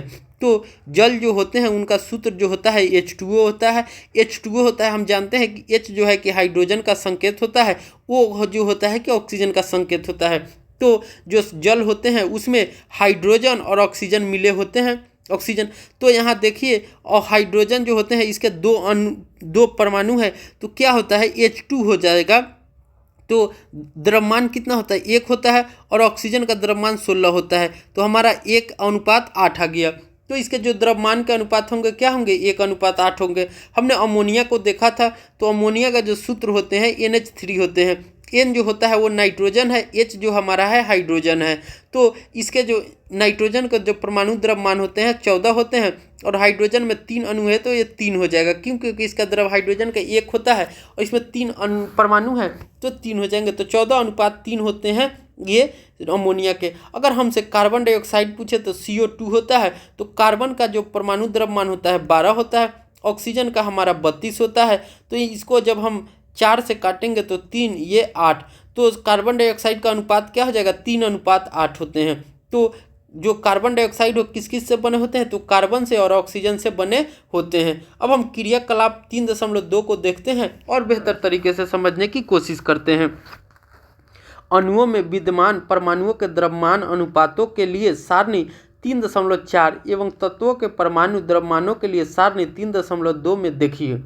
सारणी 3.4 में दिए गए यौगिकों के में यौगिकों के अणुओं में प्रयुक्त तत्वों के परमाणुओं की संख्या के अनुपातों को ज्ञात कीजिए। जल अणु में प्रयुक्त परमाणु संख्याओं का अनुपात निम्न प्रकार से प्राप्त किया जा सकता है। जैसा कि आप देख सकते हैं, ये हमारा तत्व है हाइड्रोजन ऑक्सीजन। परमाणु द्रव्यमान का अनुपात कितना है, तो 1:8 है। परमाणु द्रव्यमान 1:16। यहाँ पर देखिए, परमाणु द्रव्यमान अनुपात बटा परमाणु द्रव्यमान, द्रव्यमान अनुपात बटा परमाणु द्रव्यमान, तो 1/1, 8/16 हमारा 1/2। तो सरलतम अनुपात क्या हो गया, 2:1। सरलतम अनुपात क्या हो गया, 2:1 हो गया। इस प्रकार जल के अणु प्रयुक्त परमाणुओं की संख्या का अनुपात H/O 2:1 है।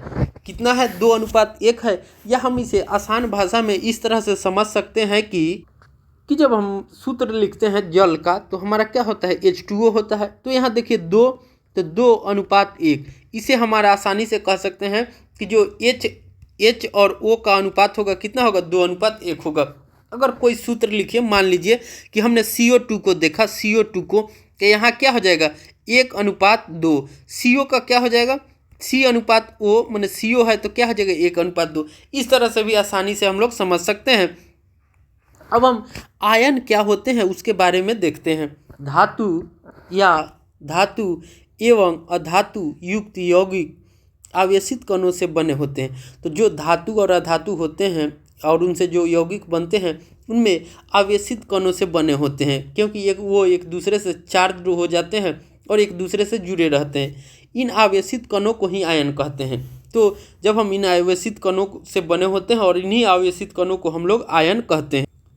आयन एक आवेशित परमाणु अथवा परमाणुओं का एक ऐसा समूह होता है जिस पर नेट आवेश विद्यमान होता है। तो जो आयन होते हैं, एक आवेशित परमाणु है, चार्ज्ड एटम है, तथा परमाणुओं का एक ऐसा समूह होता है जिस पर नेट आवेश विद्यमान होता है। यह ऋण आवेश अथवा धन आवेश होता है।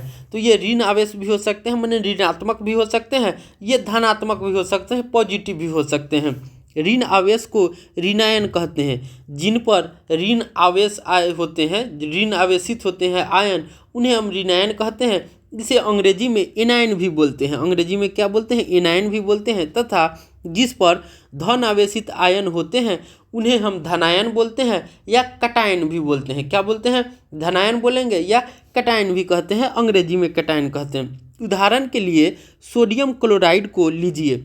इसमें धनात्मक जो होंगे वो सोडियम आयन होते हैं Na+, जो धनात्मक होंगे Na+, जैसे हम लेते हैं NaCl। तो इसमें जो हमारा कटायन होंगे या धनायन होंगे वो सोडियम क्लोराइड होगा, ये सोडियम होगा, और क्लोरीन जो होगा वो हमारा ऋणायन होगा। क्या हो जाएगा, ऋणायन होगा। तो इसे हम लोग क्या कहेंगे, ऋणायन कहेंगे या एनायन कहेंगे। तथा ऋणात्मक जो हमारा होता है वो क्लोराइड आयन होता है। ऋणात्मक जो होगा वो क्लोराइड आयन के संघटक के रूप में विद्यमान होते हैं। परमाणुओं के समूह जिन पर नेट आवेश विद्यमान हो उसे बहुपरमाणुक आयन कहते हैं। तो जो ऐसे परमाणुओं का समूह जिन पर नेट आवेश जो होंगे वो विद्यमान होते हैं, वो हमारा बहुपरमाणुक आयन कहलाते हैं। जैसा कि सारणी 3.6 में आप देख सकते हैं। हम आयनों के निर्माण के बारे में अध्याय 4 में और अधिक जानकारी प्राप्त करेंगे। जैसा कि आप सारणी 3.5 में देख सकते हैं, कुछ आयनिक यौगिक। तो आयनिक यौगिक के नाम दिए हुए हैं, संघटक क्या क्या है, मैंने वो किस किस से बने हुए हैं वो, और हमारा द्रव्यमान अनुपात। तो यहाँ देख सकते हैं कैल्शियम ऑक्साइड तो CaO होता है, मैग्नीशियम सल्फाइड तो MgS होता है। यहाँ आप देख सकते हैं सोडियम क्लोराइड तो NaCl होता है। ये इसका सूत्र है। तो कैल्शियम ऑक्साइड जो है कैल्शियम और ऑक्सीजन से बने होते हैं। इनका जो द्रव्यमान अनुपात होता है 5:2 होता है। मैग्नीशियम सल्फाइड जो होते हैं वो मैग्नीशियम और सल्फर से बने होते हैं। इनका द्रव्यमान अनुपात 3:4 होता है। ये आप चेक भी कर सकते हैं, जो द्रव्यमान होते हैं उनका अनुपात निकाल कर आप चेक कर लीजिएगा। सोडियम क्लोराइड जो होते हैं, सोडियम एवं क्लोरीन, इनका 23:35। सोडियम का जो द्रव्यमान होता है कितना होता है, 23 होता है, और क्लोरीन का द्रव्यमान कितना होता है, 35.5 होता है। तो इनका द्रव्यमान अनुपात क्या हो जाएगा, 23:35.5। ये क्या हो जाएगा, सोडियम क्लोराइड का द्रव्यमान अनुपात हो जाएगा। और किससे बने होते हैं, तो सोडियम और क्लोरीन से। अब हम 3.4 में देखते हैं हमारा रासायनिक सूत्र को लिखना। क्या, रासायनिक सूत्र लिखना। रासायनिक सूत्र को हम किस प्रकार लिखते हैं, कैसे लिखेंगे, उसके बारे में हम लोग देखते हैं। किसी यौगिक का रासायनिक सूत्र उसके संघटक का प्रतीकात्मक निरूपण होता है। तो किसी भी यौगिक का जो रासायनिक सूत्र होगा वो उसके संघटक का प्रतीकात्मक निरूपण होता है। जैसे उसको प्रतीकों को किस प्रकार से हम लोग निरूपित करते हैं, वही हमारा रासायनिक सूत्र कहलाता है। भिन्न भिन्न यौगिकों के रासायनिक सूत्र सरलतापूर्वक लिखे जा सकते हैं।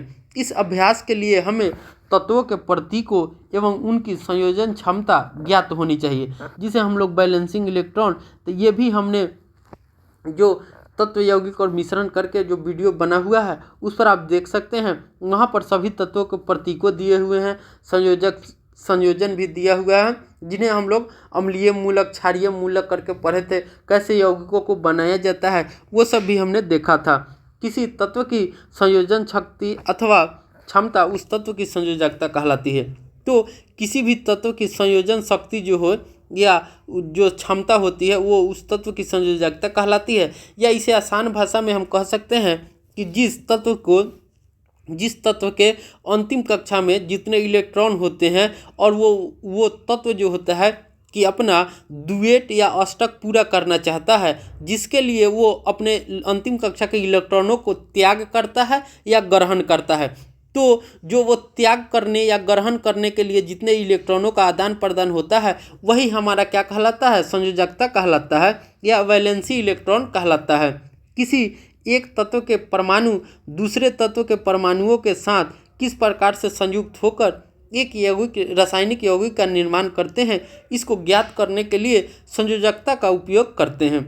किसी तत्व के परमाणु की संयोजकता को उसके हाथ अथवा भुजा के रूप में विचार किया जा सकता है। जैसा कि हमको 3.6 में कुछ सामान्य, सरल एवं बहुपरमाणुक आयन दिए गए हैं और उसकी एक तरफ हमारा संयोजकता है, आयन का नाम है, संकेत है, अधात्विक तत्व है, संकेत है, बहुपरमाणुक आयन है और फिर संकेत है।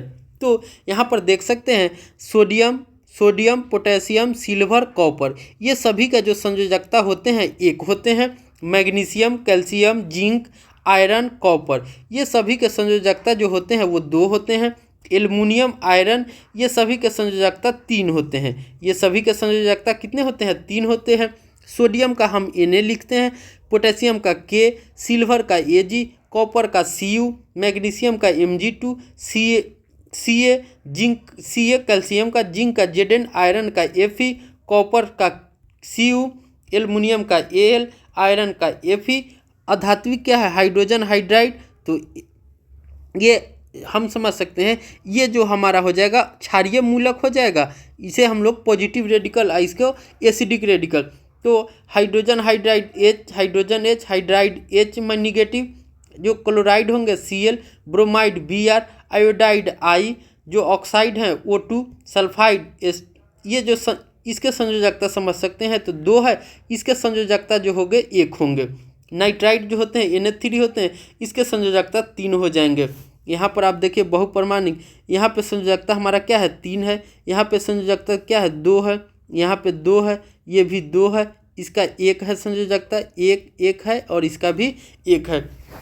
तो इन सभी को मिला के ये एक तरह से हम कह सकते हैं कि ये हमारा जो है कि इसे हम लोग एसिडिक रेडिकल बोलते हैं, अम्लीय मूलक बोलते हैं। एसिड रेडिकल या अम्लीय मूलक भी इसे कहते हैं।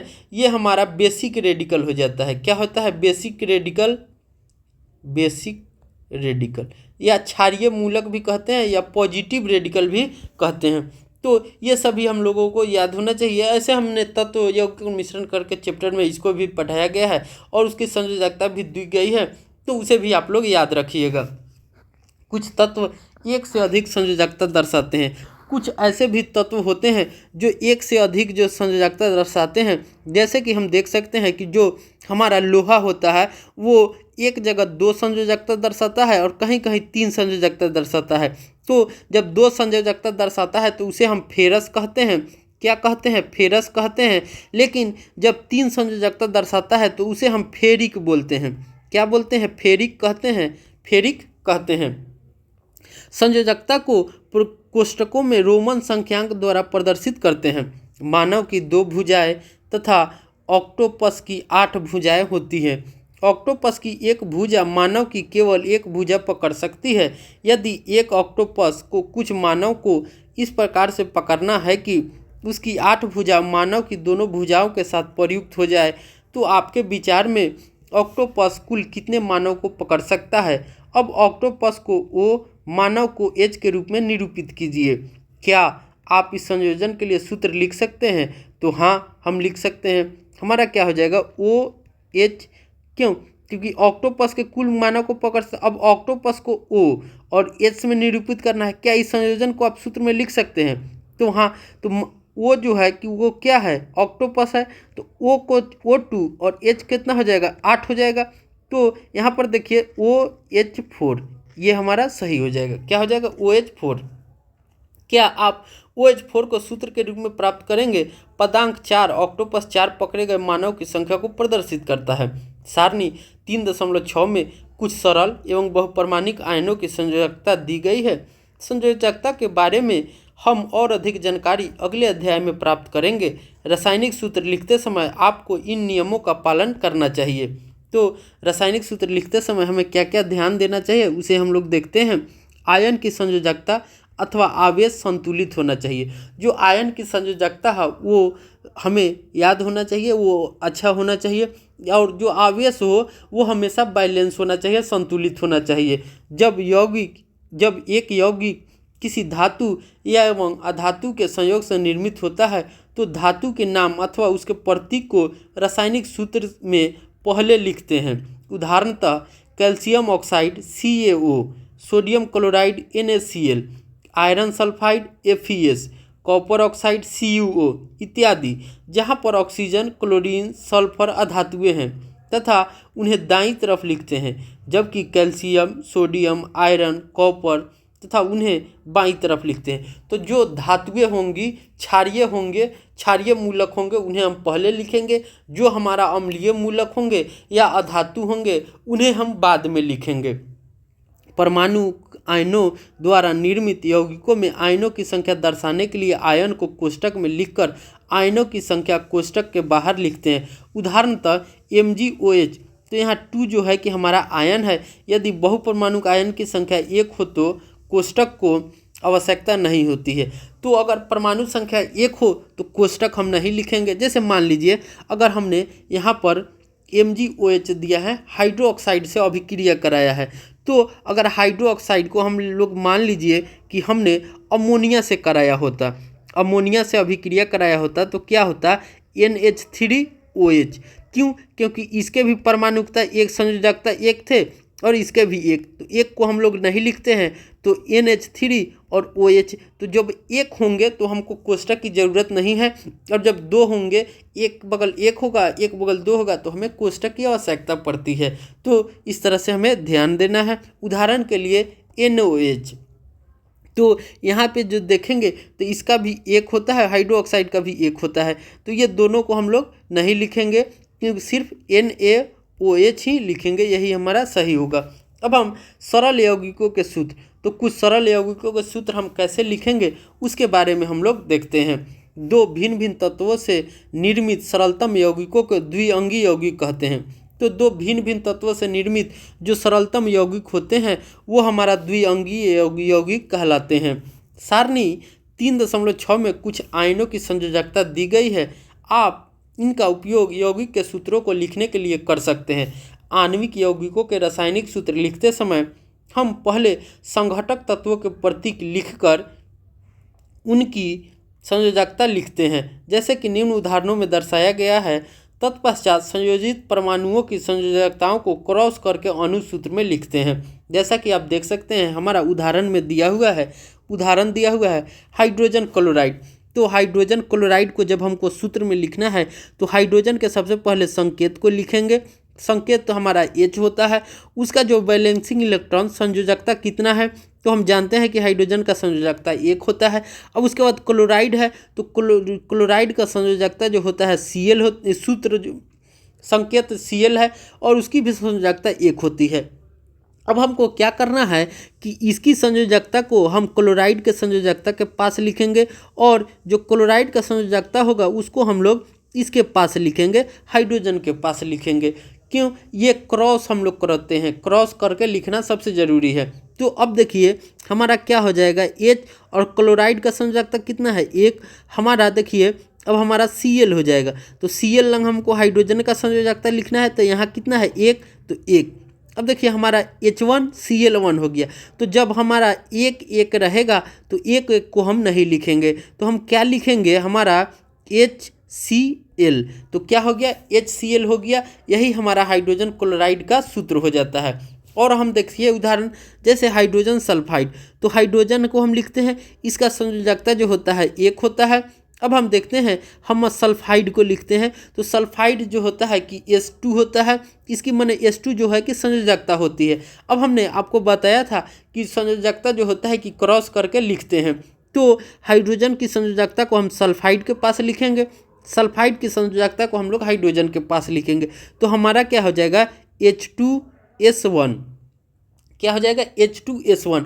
अब देखिए हम 1 को नहीं लिखते हैं, 1 को हम नहीं लिखेंगे, 2 3 रहेगा तब लिखेंगे, या अगर यहाँ 2 है यहाँ 2 है फिर भी हम नहीं लिखेंगे।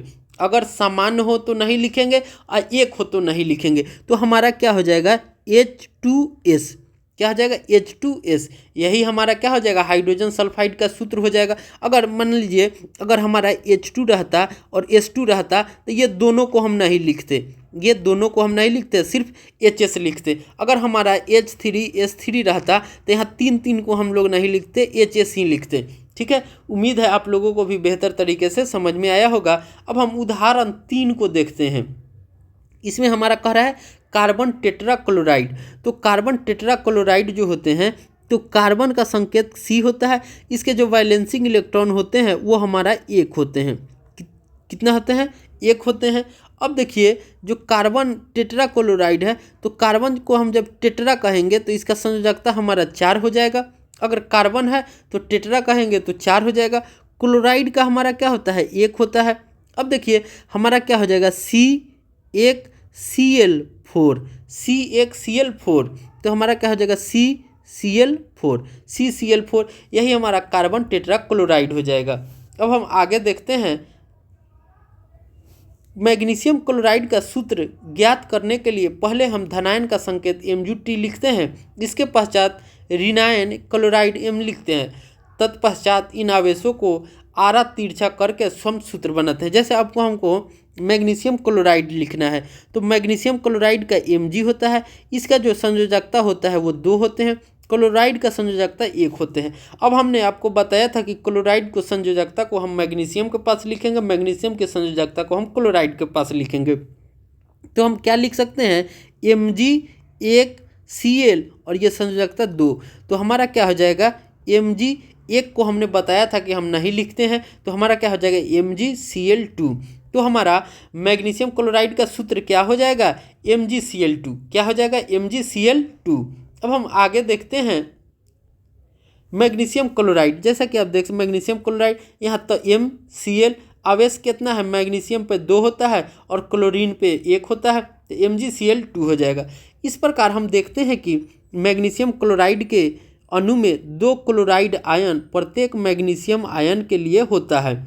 इस प्रकार के आयनिक यौगिकों में धनात्मक एवं ऋणात्मक आवेशों का संतुलन होना चाहिए तथा संपूर्ण संरचना उदासीन होनी चाहिए, और जो पूरी प्रक्रिया होगी वो उदासीन होना चाहिए। ध्यान देने योग्य बात यह है कि इस प्रकार के सूत्रों में आयनों के आवेशों को नहीं दर्शाया जाता है।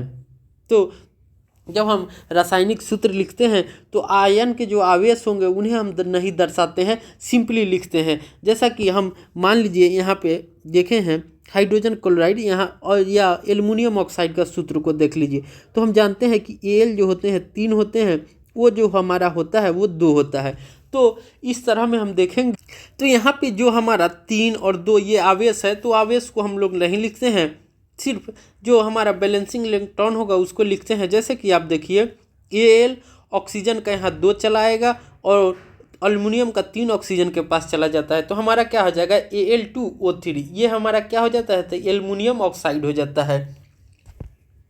अब हम देख सकते हैं 6 नंबर में हमारा कैल्शियम ऑक्साइड है, तो Ca 2 होता है, बैलेंसिंग इलेक्ट्रॉन ऑक्साइड का भी 2 होता है, तो अब 2 2, तो Ca इसको हम लोग 2 लिखेंगे ऑक्साइड वाला, और O के पास 2 लिखेंगे कैल्शियम वाला। अब दोनों जगह 2 2 है, तो हम क्या लिखेंगे, दोनों 2 को नहीं लिखेंगे, CaO लिखेंगे। ये हमारा क्या हो जाएगा, कैल्शियम ऑक्साइड हो जाएगा। क्या हो जाएगा, कैल्शियम ऑक्साइड हो जाएगा। यहाँ पर दोनों तत्वों की संयोजकता समान है, इसका सूत्र Ca2O2 प्राप्त होगा, किंतु हम इस प्रकार सूत्र को CaO के रूप में सरलीकृत करते हैं। CO ही हमारा सही होता है और आसान भाषा के लिए में ऐसे ही लिखते हैं। बहुपरमाणुक आयनों को यौगिक सोडियम नाइट्रेट, तो हम देखते हैं कि जो सोडियम नाइट्रेट होते हैं, तो सोडियम का संयोजकता 1, नाइट्रेट जो होते हैं NO3 होते हैं। क्या होते हैं, NO3 होते हैं, इसकी भी संयोजकता 1 होती है। अब हमारा क्या हो जाएगा, Na, और 1 को हम लोग नहीं लिखते हैं और इस 1 को भी नहीं, दोनों जगह 1 1 है तो नहीं लिखेंगे, तो हमारा सूत्र क्या हो जाएगा, NaNO3, ये हमारा क्या हो जाएगा, सोडियम नाइट्रेट हो जाएगा। अब हम आगे देखते हैं कैल्शियम हाइड्रोक्साइड, तो कैल्शियम हाइड्रोक्साइड में क्या हो जाएगा, Ca, इसकी संयोजकता 2 होती है, हाइड्रोक्साइड की संयोजकता 1 होती है, तो कैल्शियम के पास 1 आएगा, तो 1 को हम नहीं लिखते हैं, OH आएगा, OH के पास कैल्शियम का 2 लिखाता है, तो यहाँ 2 लिखाएगा, 2 को हम लोग खुले में नहीं लिखेंगे, तो OH को हम लोग ब्रैकेट में लिख देंगे, तो हमारा क्या हो जाएगा, CaOH2, यही हमारा कैल्शियम हाइड्रोक्साइड का फार्मूला हो जाएगा। अब हम आगे देखते हैं। ध्यान देने योग्य बात यह है कि कैल्शियम हाइड्रोक्साइड का सूत्र CaOH2 है, न कि CHOH2।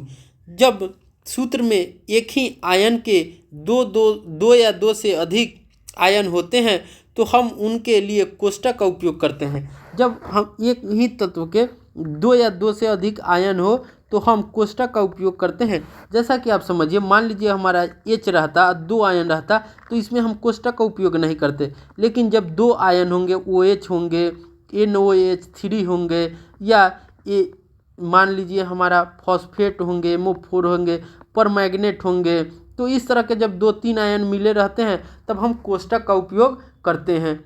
अब हम आगे देखते हैं।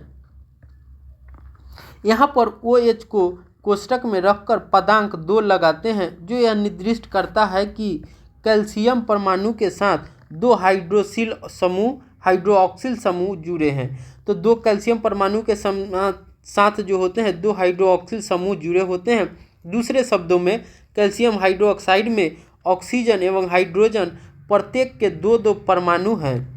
तो कैल्शियम हाइड्रोक्साइड में होते हैं तो हाइड्रोजन और ऑक्सीजन के प्रत्येक जो होते हैं कि 2-2 परमाणु हैं।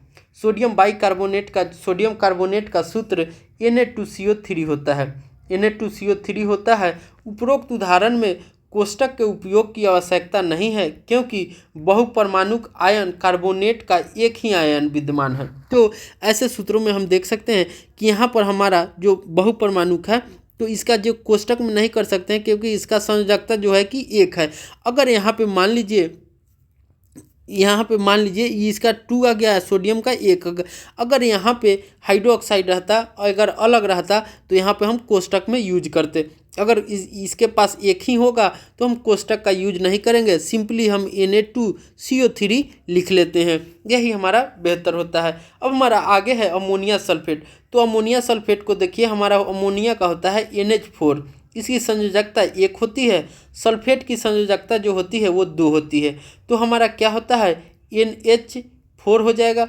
अब ये 2 है तो ये 2 को हम ये 4 के पास कैसे लिखेंगे, इसीलिए हम इसको ब्रैकेट में लिखेंगे 2, तब हमारा हो जाएगा SO4 1 को हम लोग नहीं लिखते हैं, तो हमारा फार्मूला क्या हो जाएगा NH4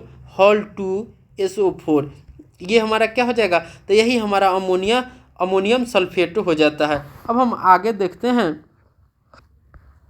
हमसे आगे कह रहा है आणविक द्रव्यमान। आणविक द्रव्यमान क्या होते हैं उसके बारे में हम लोग चर्चा करते हैं। आणविक द्रव्यमान अनुभाग 3.2.2 में हम परमाणु द्रव्यमान की अवधारणा की विवेचना कर चुके हैं। इस अवधारणा का विस्तार आणविक द्रव्यमानों का परिकलन करने के लिए किया जा सकता है। किसी पदार्थ का आणविक द्रव्यमान उसके सभी संघटक परमाणुओं के द्रव्यमानों का योग होता है। तो किसी भी पदार्थ का जो आणविक द्रव्यमान होगा वो उसके संघटक माने कौन कौन से पदार्थ मिलके बने हुए हैं उनकी परमाणु के द्रव्यमानों का योग होता है। इस प्रकार एक अणु का वह सापेक्ष द्रव्यमान है जिसे परमाणु द्रव्यमान इकाई U द्वारा व्यक्त किया जाता है। जैसा कि हम समझ सकते हैं, उदाहरण के लिए जल H2O होता है के सापेक्ष आणविक द्रव्यमान का परिकलन कीजिए।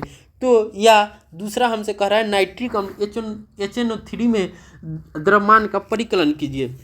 तो हम जानते हैं कि जो हाइड्रोजन होते हैं उसका द्रव्यमान 1 होते हैं। हाइड्रोजन का द्रव्यमान कितना होते हैं? 1 U होते हैं। और ऑक्सीजन का द्रव्यमान जो होते हैं 16 होते हैं। तो अतः जल जिसमें 2 परमाणु हाइड्रोजन एवं 1 परमाणु ऑक्सीजन होते हैं का आणविक जो द्रव्यमान होगा, तो यहाँ पर देख सकते हैं जो हाइड्रोजन के हैं 2 परमाणु है और हाइड्रोजन का द्रव्यमान कितना होता है? 1 जोड़ ऑक्सीजन का जो ऑक्सीजन के कितने परमाणु हैं? तो 1 है और ऑक्सीजन का द्रव्यमान कितना होता है? 16।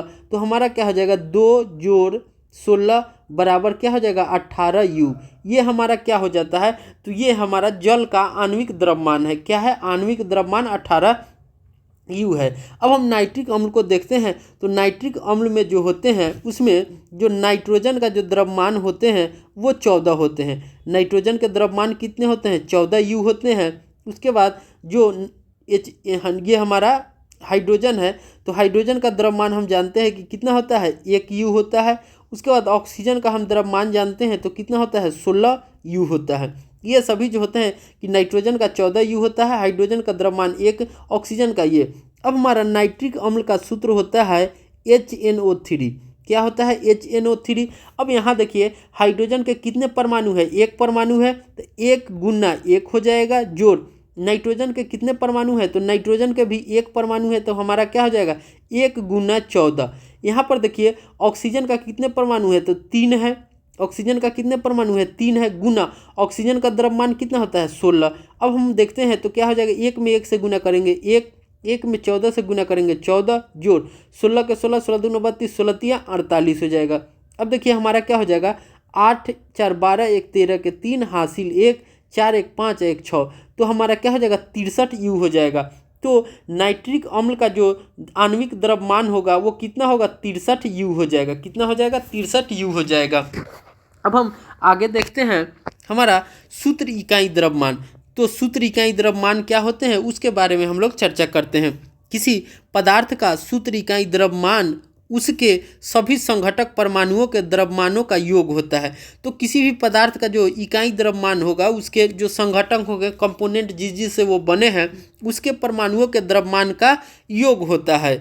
सूत्र द्रव्यमान का परिकलन उसी प्रकार से करते हैं जिस प्रकार से हमने आणविक द्रव्यमान का परिकलन किया है। अंतर केवल इतना होता है कि जो उसमें अंतर होता है, तो अंतर सिर्फ इतना होता है कि यहाँ पर हम उस पदार्थ के लिए सूत्र इकाई का उपयोग करते हैं जिसके संघटक आयन होते हैं। उदाहरणतः सोडियम क्लोराइड इकाई सूत्र क्या होता है? NaCl। इसके इकाई सूत्र द्रव्यमान का परिकलन निम्न प्रकार से करते हैं। 1 गुना इतना जोड़ 1 गुना 35.5 U इतना U हो गया। ये हमारा क्या होता है? तो सूत्र इकाई परिकलन होता है। उदाहरण के लिए ये हमारा इकाई सूत्र परिकलन है, तो इसी पर भी हम निकाल सकते हैं। और यहाँ पर वे हमारा इसको हम लोग क्या कहते हैं? तो इसे जो होता है ये हमारा आणविक द्रव्यमान होता है, अणुओं के आधार पर द्रव्यमान होता है। जैसा कि हमने देखा था कि ऑक्सीजन में यहाँ पर जो ऑक्सीजन होता है उनमें 3 परमाणु था, तो उस हिसाब से जब हम निकालते हैं तो हमारा आणविक द्रव्यमान होता है। और जब हम परिकलन करते हैं तो ये हमारा इकाई द्रव्यमान होता है। जैसा कि आपको इसमें देख सकते हैं, हमने एक कैल्शियम जो होता है कैल्शियम क्लोराइड है, यहाँ पे क्या है? कैल्शियम क्लोराइड है, तो CaCl2 होते हैं। ठीक है। अब देखिए कैल्शियम का जो द्रव्यमान होता है वो हमारा 40 U होता है। इसका संकेत कितना होता है? तो 20 होता है और द्रव्यमान कितना होता है? 40 U होता है। यहाँ पर देखिए ये हमारा जो होता है ये क्या है? तो क्लोरीन है। तो क्लोरीन का जो द्रव्यमान होता है 35.5 होता है। क्या होता है? 35.5 U होता है। तो अब देखिए यहाँ पे 2 परमाणु है। अब हमसे पूछ रहा है तो क्या हो जाएगा, यहाँ पे 1 परमाणु है तो 1 गुना 40 जोड़ क्लोरीन का कितना होता है तो 35.5। अब देखिए यहाँ पे इसका 2 परमाणु है तो क्या हो जाएगा गुने 2, तो हमारा क्या हो जाएगा 40 जोड़ 0, 5 दूना 10, 1 11 के 1 हासिल 1 3 दूना 6 1 7, कितना आ गया 71 आ गया। तो हमारा क्या हो जाएगा 1 7 4 11, तो 111 U हमारा क्या हो जाएगा, ये हमारा सूत्र इकाई द्रव्यमान हो जाता है किसका, सोडियम क्लोराइड का। किसका, सोडियम क्लोराइड का। उम्मीद है आप लोगों को बेहतर तरीके से समझ में आया होगा।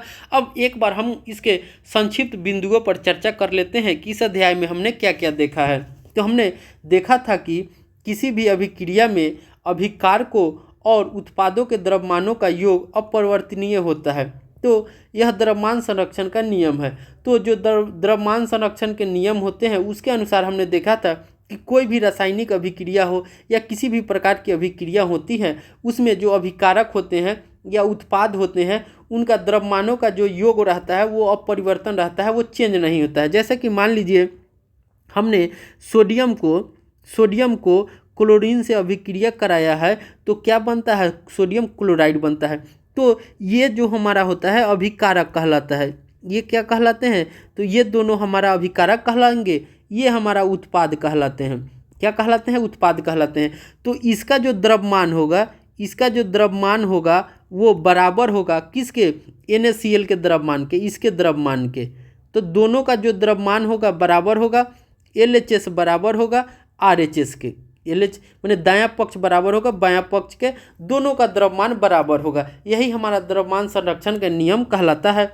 आगे हमने देखा था कि एक शुद्ध रासायनिक यौगिक में तत्व हमेशा द्रव्यमानों के निश्चित अनुपात में विद्यमान होते हैं, इसे निश्चित अनुपात नियम कहते हैं। तो हमने ये भी देखा था कि जो शुद्ध रासायनिक यौगिक होते हैं उनमें के तत्व जो होंगे हमेशा द्रव्यमान निश्चित अनुपात में विद्यमान होते हैं, इसे निश्चित अनुपात विद्यमान का नियम कहते हैं। जैसा कि हमने देखा था कि जब पदार्थों को जल लिए थे तो जल जो होते हैं, जब हमने जल लिया था तो जल का जो सूत्र था H2O था। तो हमने देखा था कि जो हाइड्रोजन के द्रव्यमान 2 होते हैं, अनुपात ऑक्सीजन के द्रव्यमान 16 होते हैं। जब हमने काटा था तो 1:8 आया था। तो जल के जो द्रव्यमान होंगे हमेशा जो हाइड्रोजन और ऑक्सीजन के अनुपात के बराबर होते हैं, 1:8 होंगे हमेशा। तो हम 9 ग्राम अगर जल है, टोटल कितना होगा 9, तो 9 ग्राम अगर जल है तो 1 ग्राम जो होंगे वो हाइड्रोजन होंगे और जो हमारा 8 ग्राम जो होंगे वो क्या होंगे, तो ऑक्सीजन होंगे। यही हमारा जो था कि निश्चित अनुपात नियम था। हम आगे देखे थे कि तत्व का सूक्ष्मतम कण परमाणु कहलाता है। तो किसी तत्व का सबसे सूक्ष्मतम कण क्या कहलाता है, परमाणु कहलाता है, जो स्वतंत्र रूप से प्रायः नहीं रह सकते हैं, जो स्वतंत्र रूप से नहीं रह सकते हैं तथा इसके सभी रासायनिक गुणधर्मों को प्रदर्शित करते हैं। परमाणु जो होते हैं वो तत्व के सभी गुणधर्मों को प्रदर्शित करते हैं, लेकिन वो स्वतंत्र रूप में नहीं रह सकते हैं। ये आपस में मिलकर अणु का निर्माण या आयन का निर्माण करते हैं, और आयन या अणु जो होते हैं वो किसी पदार्थ का निर्माण करते हैं। हमने आगे देखा था कि अणु किसी तत्व अथवा यौगिक का वह सूक्ष्मतम कण होता है जो सामान्य दशाओं में स्वतंत्र रह सकता है। तो जो अणु होते हैं वह किसी तत्व या यौगिक का छोटा कण होता है जो सामान्य दशाओं में स्वतंत्र रह सकता है। यह पदार्थ के सभी गुणधर्मों को प्रदर्शित करता है। परमाणु की तरह अणु भी जो होते हैं वो पदार्थ के सभी गुणधर्मों को प्रदर्शित करते हैं। आगे हमने ये देखा था कि किसी यौगिक का रासायनिक सूत्र उसके सभी संघटक तत्वों, संयोग करने वाले सभी तत्वों के परमाणु संख्याओं को दर्शाता है। तो कोई भी जो तत्व रासायनिक सूत्र होते हैं, जैसे मान लीजिए कि हमने NaCl लिखा तो इसके जो सभी संघटक तत्व होंगे जैसे सोडियम और क्लोरीन, संयोग करने वाले सभी तत्वों को परमाणु संख्या को दर्शाता है। तो जो ये Na होंगे तो इसकी परमाणु संख्या क्या होती है, तो 11 होते हैं। क्लोरीन क्या होती है, 17 होती है। तो किसी तत्व का जो रासायनिक सूत्र होगा उसके संघटक या तत्वों का संयोग करने वाले सभी तत्वों के परमाणु संख्याओं को, तो यहाँ देख सकते हैं इसकी क्या है, 1 है, यहाँ क्या है, 1 है। तो ये जो होगी ये परमाणु संख्याओं को हमेशा दर्शाती रहती है। क्या है, दर्शाती रहती है किसी कोई भी रासायनिक सूत्र को हम लिखेंगे। आगे हमने देखा था कि परमाणुओं का वह पुंज जो आयन की तरह व्यवहार करते हैं उसे बहुपरमाणुक आयन कहते हैं। तो परमाणुओं का वह पुंज जो आयन की तरफ व्यवहार करते हैं वो बहुपरमाणु कहलाते हैं। जैसे कि हमने देखा था कि जो बहुपरमाणु होते हैं सल्फर को, तो हमने देखा था कि सल्फर S के रूप में होते हैं, S2 के रूप में भी होते हैं, S4 में भी होते हैं, S8 में भी होते हैं। तो इस तरह के जो रहते हैं वो बहुपरमाणु कहलाते हैं। हमने देखा था कि जो बहुपरमाणु होते हैं तो वो एक परमाणु भी हो सकते हैं, द्विपरमाणु भी हो सकते हैं, त्रिपरमाणु भी हो सकते हैं, चतुर्थ परमाणु भी होते हैं। तो हमने देखा था कि जो फास्फोरस होते हैं वो चतुर्परमाणु थे, सोडियम जो था कि एक परमाणु थे, कैल्शियम जो था कि द्विपरमाणु था। तो ये किसी भी फॉर्म में हो सकते हैं, किसी भी आयन के रूप में रहते हैं। और जो इनके ऊपर जो होता है वो निश्चित आवेश रहता है, निश्चित आवेश होते हैं। आगे हमने देखा था कि जो आणविक यौगिकों के रासायनिक सूत्र प्रत्येक तत्व की संयोजकता द्वारा निर्धारित होती है। हमने ये भी देखा था जो किसी भी सूत्र को हम लोग लिखते थे तो क्या था कि जो आणविक यौगिक था, मान लीजिए H2SO4 हम लिखे, ये सल्फ्यूरिक अम्ल है, हाइड्रोजन सल्फेट है। तो इस सूत्र को जब हम लिखते हैं तो ये प्रत्येक तत्व की संयोजकता द्वारा निर्धारित होती थी। क्यों? क्योंकि यहाँ पे हाइड्रोजन की संयोजकता 1 थी, सल्फेट की संयोजकता 2 थी।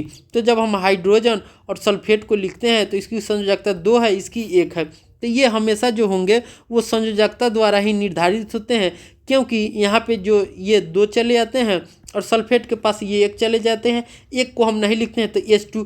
तो H2SO4 जब हम यौगिक को H2SO4 को देख रहे हैं तो इससे हमको इसकी संयोजकता का पता चल रहा है कि हाइड्रोजन की संयोजकता 1 है और सल्फेट की संयोजकता 2 है। तो ये निर्धारित करती है।